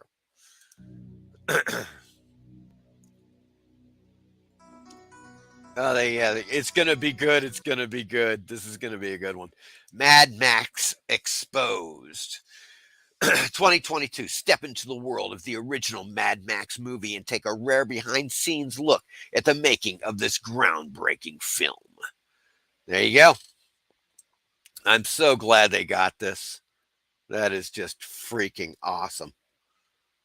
So that's high on my list. Got to watch that freaking thing. Okay, here we go. Here we go, folks. Robo Vampire. Yes, it's true. I don't know what you want. It's, you know, RoboCop. Obviously, they just blatantly ripped off RoboCop and they added vampires to 1988 here. We'll take a little look. We'll take a little look-see. On me now, have you? You didn't have to scare me. You're scared too easy. I want to see some action here.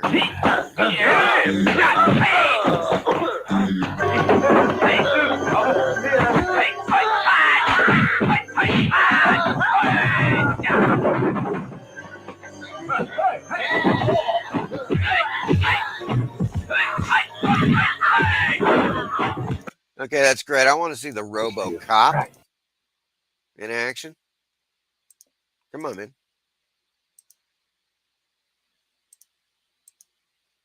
Now what happened?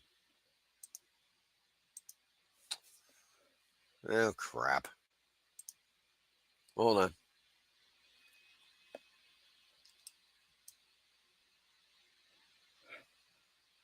Of his corpse towers and turn him in.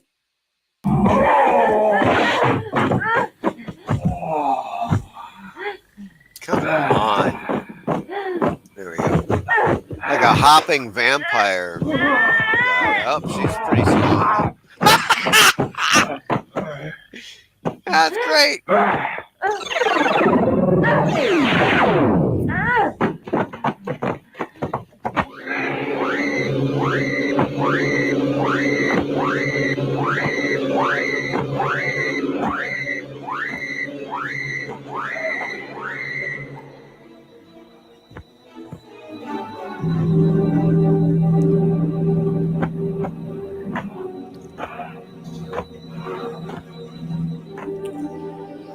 Peter, you finally recognize me. She's your enemy. Alice, that lady ghost loves him. Okay. Well, you've seen a bit of it.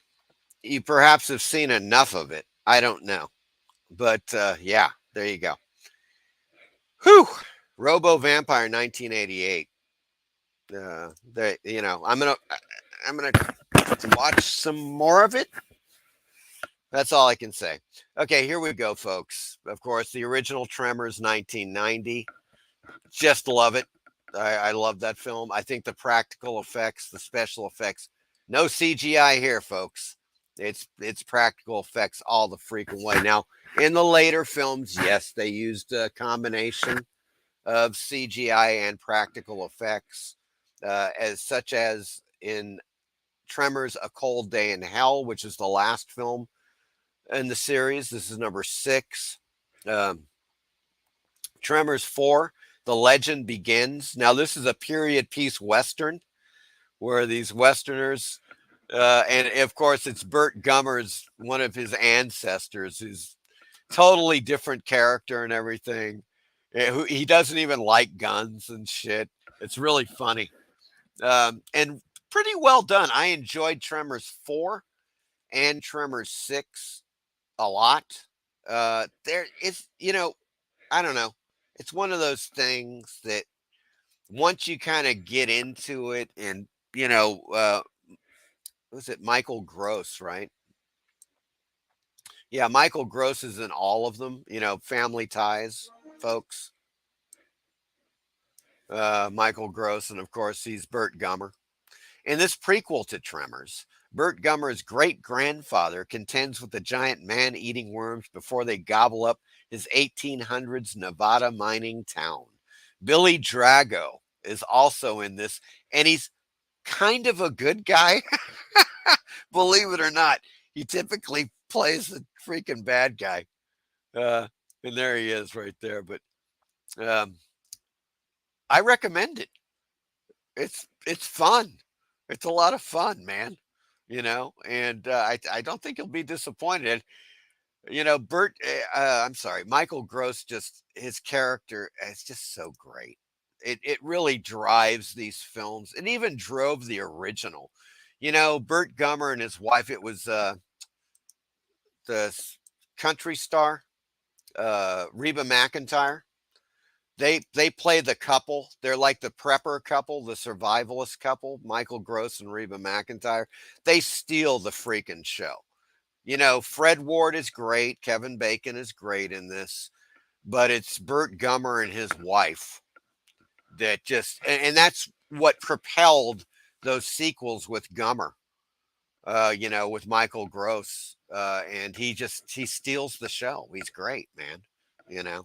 So overall, I like the series. There's a couple of them that are shit, but there are at least 3 of them that are good, and it's these 3 right here. I enjoy all 3 of these. So there you go. Leviathan, folks. Now, this may have been on Tubi, but I didn't see it on there. I just noticed it the other day. Leviathan, 1989. Peter Weller, the great Peter Weller. Boy, he was one of my favorite actors for a long time there. Of course, RoboCop, Naked Lunch, Leviathan, a ton of freaking movies, Screamers. And this is great, man. This is a great sci-fi horror creature feature flick. An underwater exploration team is trapped 5 miles beneath the ocean's surface with a creature that cannot die and exists only to kill. Now, talk about a great lineup, a cast. Peter Weller, Richard Crenna, Ernie Hudson, Amanda Pays, and Daniel Stern, and a few other people. Recommended. If you haven't seen this film, watch it. It's highly entertaining. The Congress, I saw this back when it came out. I don't think I saw it in the theater, but it's a 2013 film, so whatever, 10 years ago. It's got animation in it, and the animation's really good. That's why I recommend it, And, I mean, the story's not bad. It's pretty good. It's just the animation is so damn good that you might, really find yourselves enjoying it. League of Extraordinary Gentlemen, 2003. I like this film a lot. I mean, it's got CGI out the butt, and it's got that 2003 CGI. But, Sean Connery, come on. Good Lord. I liked it. I've seen it a few times. You know, I kind of just, I don't know, accepted the CGI for the film and, enjoyed it. That's all I can say. I wish they had done more, at least some good practical effects, but it is what it is. The League of Extraordinary Gentlemen. And folks, the Sci-Fi Boys 2006 documentary. Now, I think this has been on Tubi, but it's great. I've seen this. I plan on rewatching it.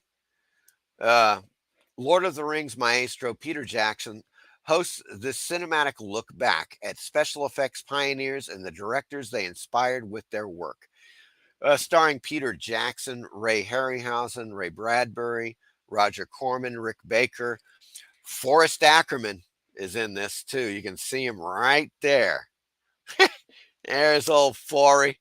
And I've got a little bit of a treat here. We're going to take a look again at the Sci-Fi Boys trailer now. Peter Jackson, George Lucas, Steven Spielberg. Discover what driving force inspired them to become the visionaries. I'm as surprised as anybody that we're still here, that making these movies, and that they just exploded in the 70s.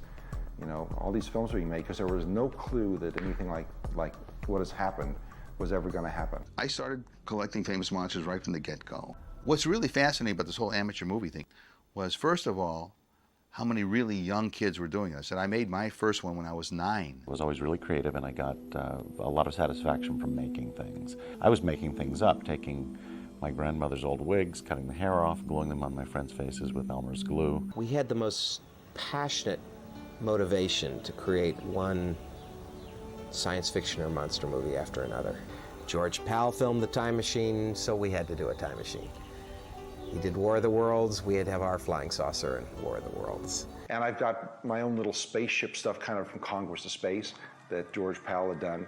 One of the things about being a sci-fi boy and moving in the 50s especially and everything is you were known as being really weird. My parents were a little bit concerned at first when I had this whole fascination with monsters. I think people tend to think that somebody who makes monsters for a living is like a psycho killer, and you got to watch out for them because they're gonna, eat your children or something, There was something so magical about stop motion animation, and I kind of feel a little bit sad for kids today because they really don't quite have that. I've seen every science fiction film made possible to me in approximately 50 years, more I believe than anyone else on Earth.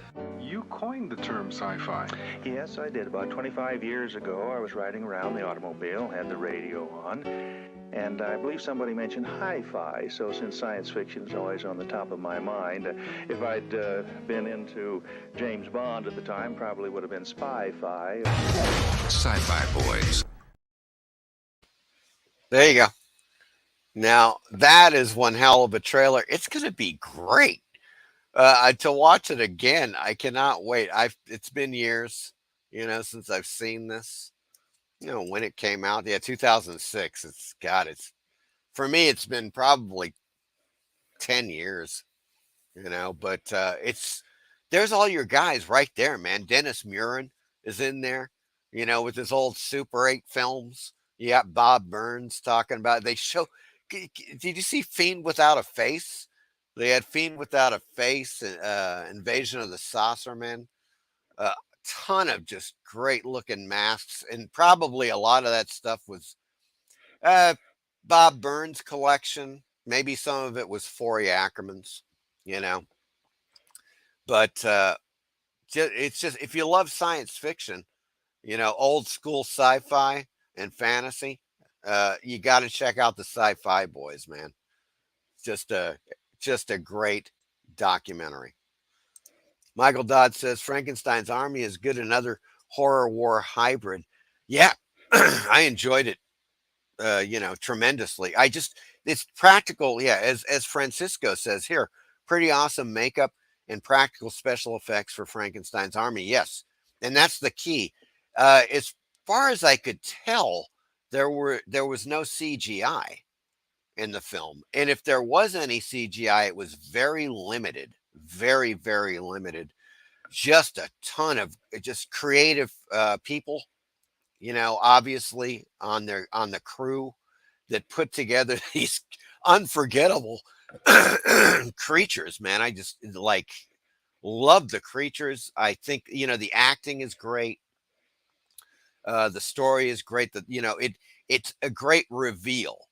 It's moving towards that point where you see the first creature, and I love it. I love it. The only hilarious thing about it, that as a filmmaker, and I've shot on film more than a few times. Okay, if you're shooting, you got your camera, and the guy's got his camera, and he's got a 400-foot roll of film in his camera, and he's shooting like before they get into the lab. They're in the field and shit, and he's shooting war footage. You got 11 minutes of film on that camera, and it runs out, and you got to reload. Well, he doesn't do much reloading in that film. He's just like going around, because supposedly, of course, it's, they're shooting, film, obviously. But look, it's a minor thing. It just struck me as being kind of funny. Werewolf says, Jamie Lee Curtis dated Adam Ant for a year. Adam bought Jamie Vivian Westwood clothes as a gift. Apparently, it brought her out of her shell. Vivian. Okay, I'm not quite sure who you're talking about. Jamie Vivian Westwood. Not ringing a bell for some reason. Michael Taylor says Nazis were Frankenstein's army. Yeah. Michael Taylor, making apes should be interesting. Yeah, man. Man, that one, the Mad Max one, this one, Sci-Fi Boys, Tubi is just racking it up with these great documentaries on the films that we love. This is like behind the scenes stuff, folks. I love it. I love it. If it's a good documentary and it tells you some stuff that you don't know about, films that you grew up with or that you really love today. And the Sci-Fi Boys, man, are you kidding? When they showed that, Fiend Without a Face on the shelf there, I was like, yeah, I'm all in. Werewolf says, I've only seen Susie live twice. Well, more than I, two times more than I have. Once with the band, once solo with the world music band, both times amazing. Yeah, I've seen, of course, video of her live shows, live performances. Just fantastic. Really great stuff. Michael Taylor says Mad Max Exposed looks interesting. Yep, indeed it does. Also, the Klaus Kinski one, I'm sure, is going to be hilarious. Crazy Klaus Kinski was in a lot of entertaining flicks back in the day. Jess Franco had to lie to him to get him to appear in Count Dracula 1970. Klosky would turn violent if provoked on set. Yeah, they had some altercations on the set of Aguirre, The Wrath of God. Some like that. I think that ended in like a gun being pulled. You know what I'm saying? And threats being made. Werewolf says, in Australia, I could only find Robo Vampire 3 Counter Destroy on Tubi. What? Robo Vampire 3? I don't know. Michael Taylor says, that guy did Robo Vampire reminds me of the $6 million man. Yeah, and the sound effects, too. It's hilarious.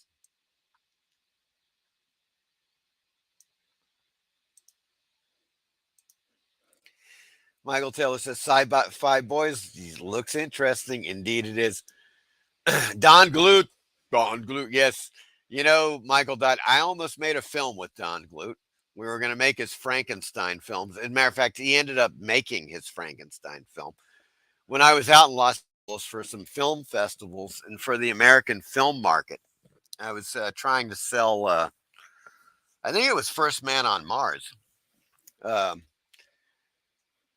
I had it in a couple of film festivals too, so it was just good timing. In any case, I also met Don Glut. We went out to his favorite Italian restaurant. And I also went to his house. The dude's got big ass dinosaurs in his backyard and shit in Burbank. It's hilarious. In any case, we were talking about making one of the scenes like Frankenstein. His whole thing was like, it was a kind of like, it would be feature length. It's broken up into segments though. So we were talking about doing one segment, and I was like, okay, look, we can, we need to get the budget together and so forth. And it just never happened. The budget just never was there. And, yeah, I just I was like, okay, I'm, backing out here and all that shit. And that was it. And then years later, I saw that he ended up actually making it. But well, you know how Don Glut, yeah, his films with a lot of naked chicks, and he also wrote the Empire Strikes Back novelization. I don't know if you guys are aware of that, but he did that. Jacob is on the scene. Hello, Jacob. How are you doing? What's up, everyone? I'm late. What's up, everyone? I'm late, but I made it. Glad you did, Jacob. Good to see you in here, man. Michael Don Glut is a monster kid. Oh, yeah, okay. That's weird. Okay, I got you. Here's some repeat there. Here we go. Vivian Westwood was Malcolm McLaren's other half. They had the sex shop in London where the Sex Pistols formed. Thank you. Okay, now that's ringing a bell. Michael Dot, I deleted that comment and rewrote it about Don Glut because of a typo. Oh, I see. I gotcha. Yeah. Yeah, Don Glut, he's still, I'm sure he's hanging out in his house in Burbank there with his dinosaurs. He's got a great, of course he's got stuff inside his house too. A little bit of a museum kind of thing, and all that. And yeah, so that is Don Glut. But in any case, let's get back to it. And just a reminder, guys, to people watching, if you would give us a like and subscribe if you haven't already, that would be greatly appreciated. Let's see where we're at here. That was the Sci-Fi Boys. There we go. I just love this poster. That's why I've got it on here. It's not for the movie. House of the Dead, aka Alien Zone, whatever the hell. 1978, but that poster is just fantastic. I love it. Like the skull, the house growing out of the skull and these hands coming through the eye sockets of the skull. That is a really nice piece of work. So that's why I got it here. Decoder, 1984. Now this is kind of interesting. I've watched a little bit of it. I'll probably finish watching it. Okay. It's so strange. It is sci-fi horror. A fast food worker finds that by flipping the store's music from bland instrumentals to industrial noise, he can incite an overthrow of the government. William Burroughs, Genesis P. Orridge is in this. There you go. So it's industrial sci-fi horror film, not for everyone. Absolute Aggression. Now, I put this on here because Robert Davi is in it. I like Robert Davi. He's a really great actor. Terry Anderson's also in this. 1996, Absolute Aggression. A business mogul creates a virtual reality prison where inmates must use their minds to defeat a labyrinth of games or die trying. There you go. Kind of interesting. Now, okay. Yeah, this may cause, a bit of consternation. I don't know. But it's Final Destination 2000. I can't recommend this film enough. The first watch the first 30 minutes, you'll be sold. Because what happens in the first 30 minutes is just brilliant filmmaking. It's unforgettable, actually. And the things they do, of course, it's like it's another one, you know, young people in peril and stuff. It's a horror thriller, but the acting is very good. And man, the direction of this film is just amazing. And that the same goes for Final Destination 2, the follow-up. If you guys have not, I'm going to play a little bit of this. If you guys haven't seen, I'm just going to play about a minute of it because that's about all I can show you.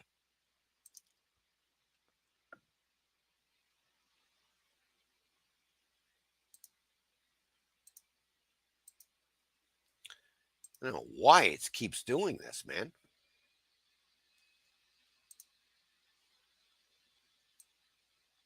I know Mommy's hungry too.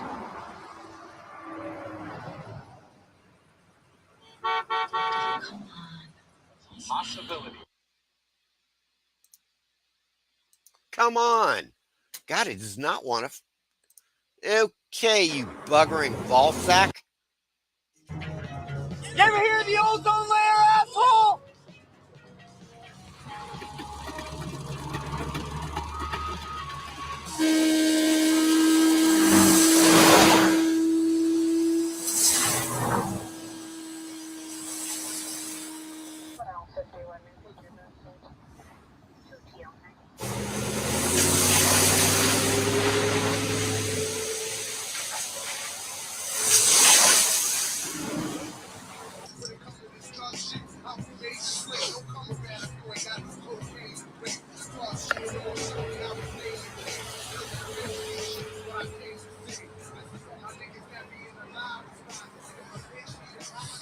What? You want to spell? You gonna bust me, bitch?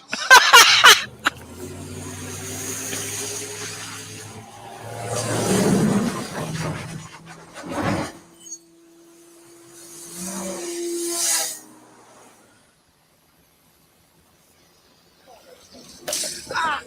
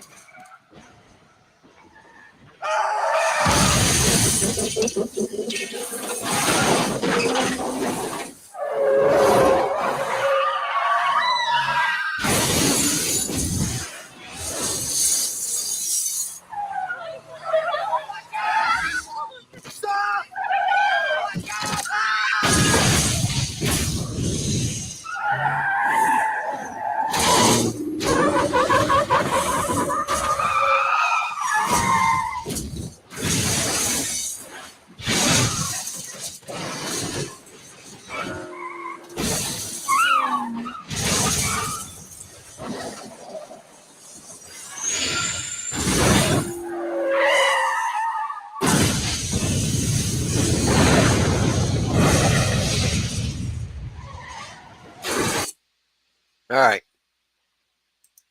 Okay, that's all I just like I found it hard to stop. That sequence alone is just like a masterpiece. It's a masterpiece of a mass car pileup, like a really deadly one. It was so effective, folks. That sequence was so effective. When I was in Colombia, the country, I was outside of Bogota. We went to this like a fair, it kind of almost like a country fair type of thing, really, where they have like rides and shit, and and all kinds of stuff. And the police were there, the highway patrol outside of Bogota were there, and they had their like this large tent set up, and they were showing like, car accident films, trying to warn people don't drink and drive or don't drive, dangerously. They show that sequence in the tent along with the other driver's ed films like Mechanized Death and shit, because it is so effective. It like, people not paying attention. It happens all through the sequence. The guy spills the coffee. He's like, looking down. Dude's doing cocaine. All of these factors come together, and of course, it's death. Final destination. They can't escape it, anyways.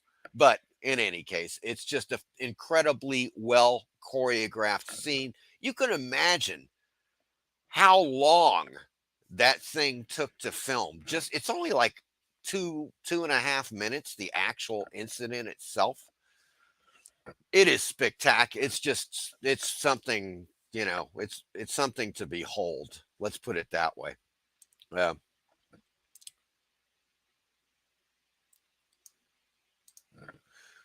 Jacob says, Michael Dodd, I'm saving your latest video when I get up with my coffee tomorrow, and I don't have the kids. Absolutely love the horror books. Yeah, I just watched that one. As a matter of fact, The House of Mystery. It's great, folks. Check out Michael Dodd's channel when you get a chance. It's really quite good.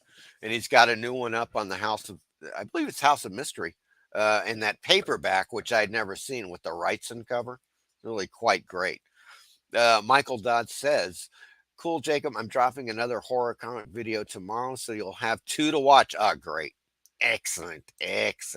Yes. Michael Dodd, Bone Tomahawk Kid kicks large arse. Yes, it does. We're about to get to that one. Michael Taylor, yeah, that skull image looks like something that would be on the cover of a pre-code horror comic. Yeah, totally. Final Destination's there's a certain thing. Yeah, don't snort and drive. That's the whole thing, folks. Francisco says, the Final Destination 2 scene is this reason still today that I pass ASAP a truck loaded with wood logs when I'm on the highway. You got it, Francisco. You just nailed it. I also do that. I'm just like, oh, screw those logs, man. That chain's going to pop, and that shit's going to go flying, and I'm going to have a, log for a head in about 2 minutes. I mean, just, oh man, when it hits that car and takes the guy's head off and goes through the back window with what's left of his head. Whoa. I mean, that's just unreal. It is unbelievable. Like, if you could just, I wonder if I'm going to have to take a look and see if there was any making of that particular scene, because it is just, it's one of those sequences. And I would say there is very, very little CGI. I mean, they were doing that. They were blowing up those cars. All of that shit was happening. I would imagine the CGI was somewhat limited in that film. That was shit. There we go. Werewolf says, excuse me, officer, is this your head? Yeah, that's what happened. Jacob says, Francisco, you're the only one, no doubt. I think it's like the jaws of the highway, right? Like something that sticks with you when you see a log truck.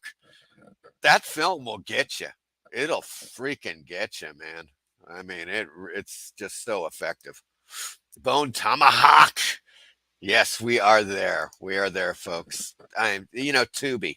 They're just so great. Wow, we must be getting big boys. The porn bots are making an appearance. They've been doing it all night, Jacob. We have just, from the get-go, basically. I mean, I have never, ever gone through this many prawn bots, whatever the hell. It's a prawn apocalypse. But in any case, let's get back to the good stuff. Bone Tomahawk, one of my favorite Westerns of all time. I'll say that. 2016. I would totally put it in my top 10.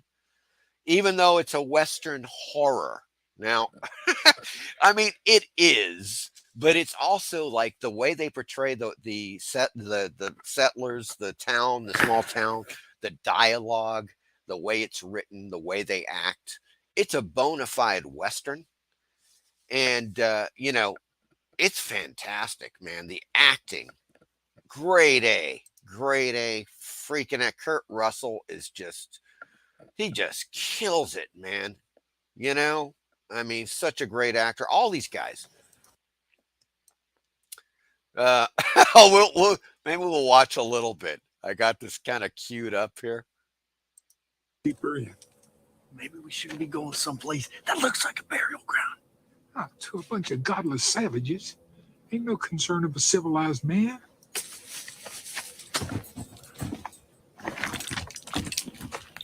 The great Sid Haig. Jail on fire, safe to run a place like this. It's better than sitting in that damn gulch. Riders coming in from one way and savages the other. You want to go back there? Go.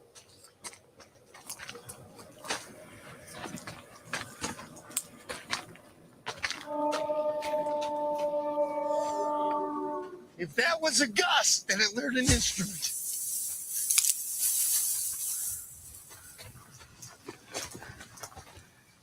Listen clear. We are coming through here, like it or not.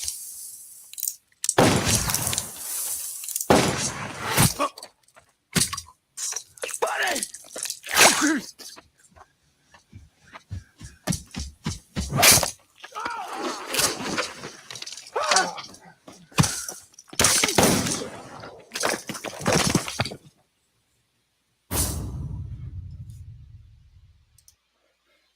What an intro. What a freaking intro to a movie. It's so great. 2016 Western horror. Okay. When a group of individuals kidnaps settlers. What? What kind of description? Did somebody get into this and freaking wokeify it? When a group of individuals kidnap settlers from a small town, an unlikely team of gunslingers led by Sheriff Hunt sets out to bring them home. Group of individuals. Yeah, that's definitely sounds modern, you know, corporate speak. In any case, Kurt Russell, Patrick Wilson, Matthew Fox, Lily Simmons, Richard Jenkins is great in this. David Arquette is great. Sid Haig, you know, I mean, God, Craig Zoller, the man. Craig Zoller, dudes. They've got Brawl in Cell Block 99. Highly recommended if you guys have not seen this. That's Vince Vaughn right there, and he is fucking great. It is great. Dragged Across Concrete, another one. Highly recommended. I believe it's Vince Vaughn and Mel Gibson. All Craig Zoller films. Craig Zoller actually even did a Puppet Master. One of the last, the Littlest Reich, which is very entertaining. I've got that on Blu-ray. But in any case, Bone Tomahawk, just tops. Death Race 2000, guys. Here we go. The original 1975 film. Man, this is such a... I love this film. I watched it again last night. As a matter of fact, I just had to watch it again. It's so freaking great. Here, let's take a look. Coming to me is the final solution to the cowgirl. Again next year, Mr. Viterbo, you'll keep those opinions to yourself. Okay, go ahead. This is Grace Pander from St. Louis, where Matilda, a dear friend of mine, is receiving a well-deserved rub-down. Tell me, Tilly darling, what can we expect from you when the cars go back on the road? You can expect a victory by a member of the master race, a woman. Oh, Tilly darling, that certainly is showing a lot of confidence for someone who's lying 4th out of 4. She doesn't mind as long as she's lying somewhere. Well, when I'm through with you, you're going to be lining state, lady. Miss, if anybody is going to Boot Hill, it's you and your biz bag. Buzz bomb. Shut up. Look, you just leave my never.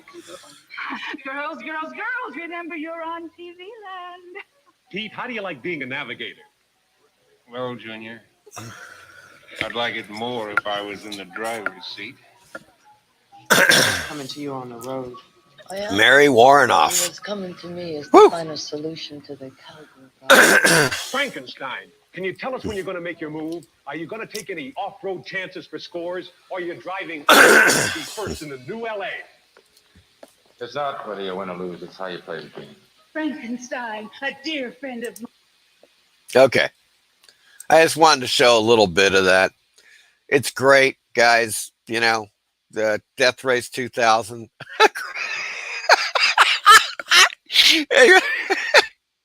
Death Race 2000. If you haven't seen it, see it. Sorry about that. God damn it. Did I show that? Sorry about that. Jesus. That just totally fucked everything up. I apologize for having the damn thing up there. Of mine. Frankenstein, tell me how it feels when it's that electric instant driving it to. It's at the moment of scoring. You start at 8 o'clock.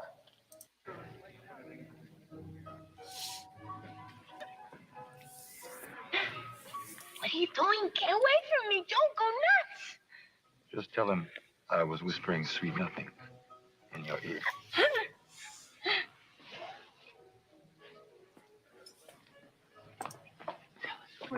Well, Myra, what did Frankenstein have to say to you? He didn't say anything. He didn't. What did he say?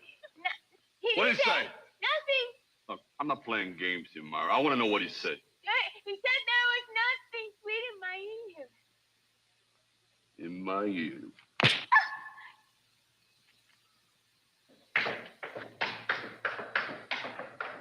All right, all right. In any case, there are, oh, shit. I meant to get to the credits here. There we go. Yeah, David Carradine, Simone Griffith, Sylvester Stallone, Mary Warrenoff, the tall, the statuesque brunette, who was in a ton of Corman films. I don't know if you guys, you know, she's just God. Not only a very good actress, but just so hot. Just incredible. Paul Bartel directed this film. If you ever saw Eating Raoul, it's Mary Warrenoff and Paul Bartel is a married couple that decides that there's too much, deprivation going on around them in Hollywood. So they start knocking off all these fetishists and weirdos and shit in very funny ways. It's a great film. Eating Raoul is just fantastic. Warrenoff is in all these films. Night of the Comet, Silent Night, Bloody Night, Invisible Mom 2. There we go. Rock and Roll High School. She's in that. Hollywood Boulevard. Good Lord. She's in Nomads. I got to rewatch that. You know? Jesus. Hollywood Man, 1976. She's in that. And I think she's got a leading role in this.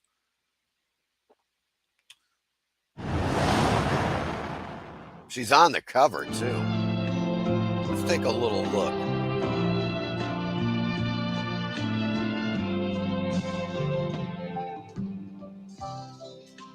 Hollywood man. They call me Hollywood man. You gotta be kidding. What was that, Perry Como singing? Holy Toledo. In any case, it just goes to show you right here how many movies Mary Warrenoff was in back in the day. You know, she did some latter films and stuff, but Eating Raoul is not in here. And it should be. Tubi needs to get that. Let's see Paul Bartel. See what he's got in here. Angel 2018. That's got to be Paul Bartel, I guess. Prey of the Jaguar, 1997. What the fuck is that? Looks interesting. Of course, Hollywood Boulevard. He directed that. Cannonball, Death Race 2000, Lust in the Dust.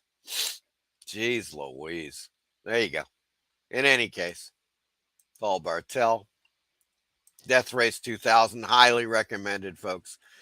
And I had to put, Escape from New York on here. They've got it. 1981. Great Carpenter film. Okay. All righty then. There you go. Yep. In the future dystopia of 1997, a master criminal must rescue the U.S. president from the open air maximum security prison that Manhattan has become. You got all these people in here: Kurt Russell, Lee Van Cleef, Ernest Borgnine, Donald Pleasance, Isaac Hayes, Harry Dean Stanton, Adrian Barbeau, Tom Atkins. Directed by John Carpenter. Jesus, it's like a who's who list right there. Great film. Of course, I also liked Escape from LA a lot because the satire on Los Angeles was fantastic. Just great satire on Los Angeles. So that rounds out my list. And that was a lot of freaking movies. Tubi has just absolutely nailed it again with their new films. Let's see here. Oh, there's a few things in here. Let's see.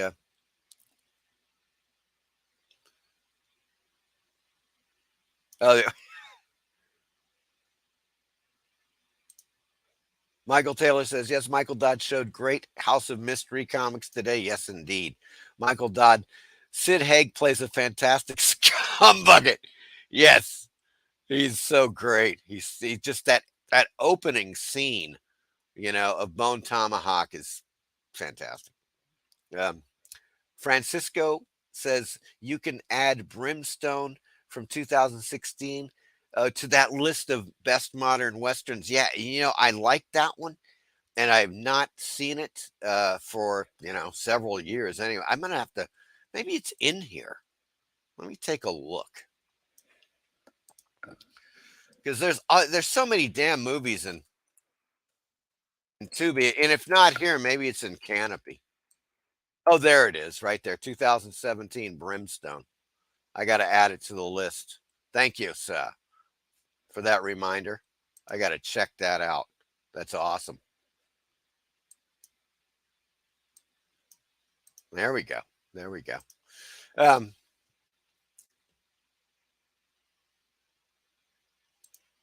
Oh, wait a second. What? Oh, Werewolf by Lunchtime says, I watched The Descent last week. A similar unfortunate accident occurred at the beginning of that movie. Yeah. Yeah, I love The Descent. That is a great horror film. And that's what I'm saying. It's like, obviously, we love, or most of us kind of tend to like 20th century horror films, but there are really like dozens of great horror films made, in the 21st century. There's no doubt about it. And science fiction films, they've been doing, I think, a better job with science fiction than horror in the 21st century, simply because of the technology and everything. But, certainly some good horror films thus far. As we approach the first quarter, believe it or not, of the 21st century, folks. I mean, it's, 2 years, 2.5, well, whatever. This is 2023, 2024. Yeah, 2 years away. And we will be at a quarter of a century. Oh, God. All right. Michael Taylor says, you're welcome, Michael. I enjoyed seeing them. Michael Dodd, group of individuals. They're cannibal freaking troglodytes, for crying out loud. Yeah. Where do they get? Somebody changed that. That's what I'm saying. I mean, they're not going to give away that they're cannibal troglodytes in the opener description. But group of individuals, come on. What the hell does that even, huh? That's Ronnie James Dio's wife massaging Sly Stallone. Yeah, the one thing about, Death Race 2000 is that it's highly entertaining. Obviously it's low budget. They do a great job, with the cars and stuff. I think it's that future dystopia once again, but it's funny. There's a lot of funny things about it. And man, they just got, I think, some of the most gorgeous actresses, like, how should I say, kind of like off Hollywood actresses in that film. My God. Just absolutely amazing um, flick. And a lot of derrieres. Let's put it that way. And that's kind of nice. Michael Taylor says that face on the Bella statue looks pretty spot on. The Bella statue. Not sure. Okay. Michael Dot says, yeah, that's one of the sideshow busts I had propping up the paperback. Of course. Michael Taylor says, Cannonball Run is a must watch, of course. That's a classic as well.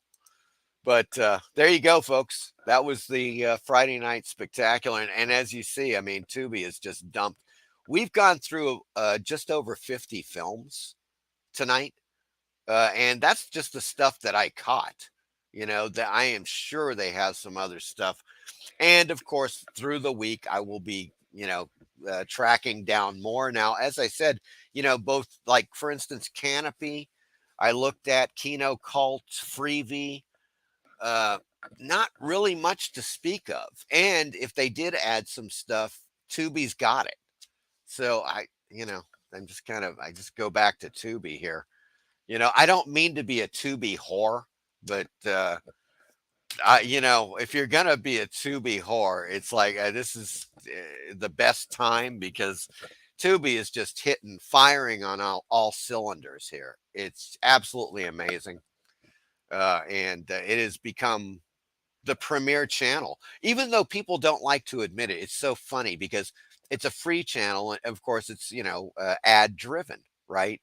So people are like, yes, but I prefer my Netflix or my Hulu. Yes, of course.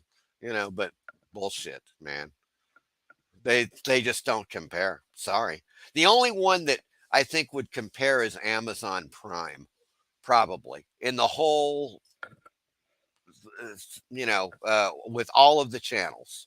I think, and I've seen, obviously Amazon Prime has got a ton of stuff. It is a paid service, but it's probably the best deal. I mean, I know that Netflix has got their own shows. Amazon does too. Hulu's got their own. Shudder has got their own, and so forth. But, Tubi, man. What can I say? It's great. It's great. So, in any case, folks, thank you for coming on tonight. Let's see here. Werewolf says, I think my wife would like The Descent. Well, the first half with the women chatting and giggling, at least. Michael Dodd says, Roberta Collins in Death Race 2K, she's gorgeous. And was in lots of exploitation flicks in the 70s. Yeah, man. And that, who is that? Tina Moritz? Louisa Moritz. I think it's Louisa Moritz. But yeah, I want to tell you guys, I am almost done. I have been working diligently on something you got to check out. And I'm going to, with a little bit of luck, I will be able to premiere this on Sunday, the Sunday Nooner Live, 12 Eastern Standard Time, same channel, for the live show. Come on back. There's going to be a few other things, but you're going to have to see this. I've been working on this, I say, like, well, for a little while now. It's, I don't know, a few weeks. Anyways, it's taken a lot, and it's almost done. And with any luck, it will be done tomorrow. And I think you're going to want to see this because it has something to do with another thing that I'm going to be releasing in the next few months. And so I think you're going to want to take a look at it. I think it's going to be good. Good. Oh, Michael Dodd says, cool show, Mike. Thank you. Thank you. Yeah, Michael Dodd, I'll take Tubi. Absolutely. Louisa Moritz. Yeah, Motits. That's it. I think Motits is the keeper with that Michael. Yeah, and she's just I mean and she's knockout gorgeous, really. I mean seriously, they all are. Mary Warnoff, the tall, statuesque brunette, and she's so funny, and she's such a good actress. Michael Taylor, thanks, Mike. I had a blast as always. Thank you, sir, for being here. Francisco, I've also been enjoying your videos, Michael. Thank you, Francisco. Thank you very much, sir. I appreciate it, and I'm glad you were here tonight. If you can't make it Sunday, of course, I'm coming back next Friday night with a new load of films. And we just talk about a bunch of stuff. And once again, you guys, if you guys have some films lined up, or films you want to talk about, or related items, by all means let me know, and I'll get you. You can come on the show and we can talk about it. It's one of those things. It's like, obviously, going through all these movies, it is a process where it does take a few hours, and so you got to kind of go. But obviously sometimes it's great to have a few people on, and we can talk about stuff and so forth. So keep that in mind.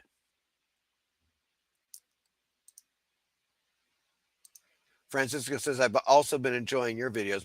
Excellent, man. Excellent. Francisco says, good night, guys. Another fun stream. Mike, thank you, Francisco. I really appreciate it, man.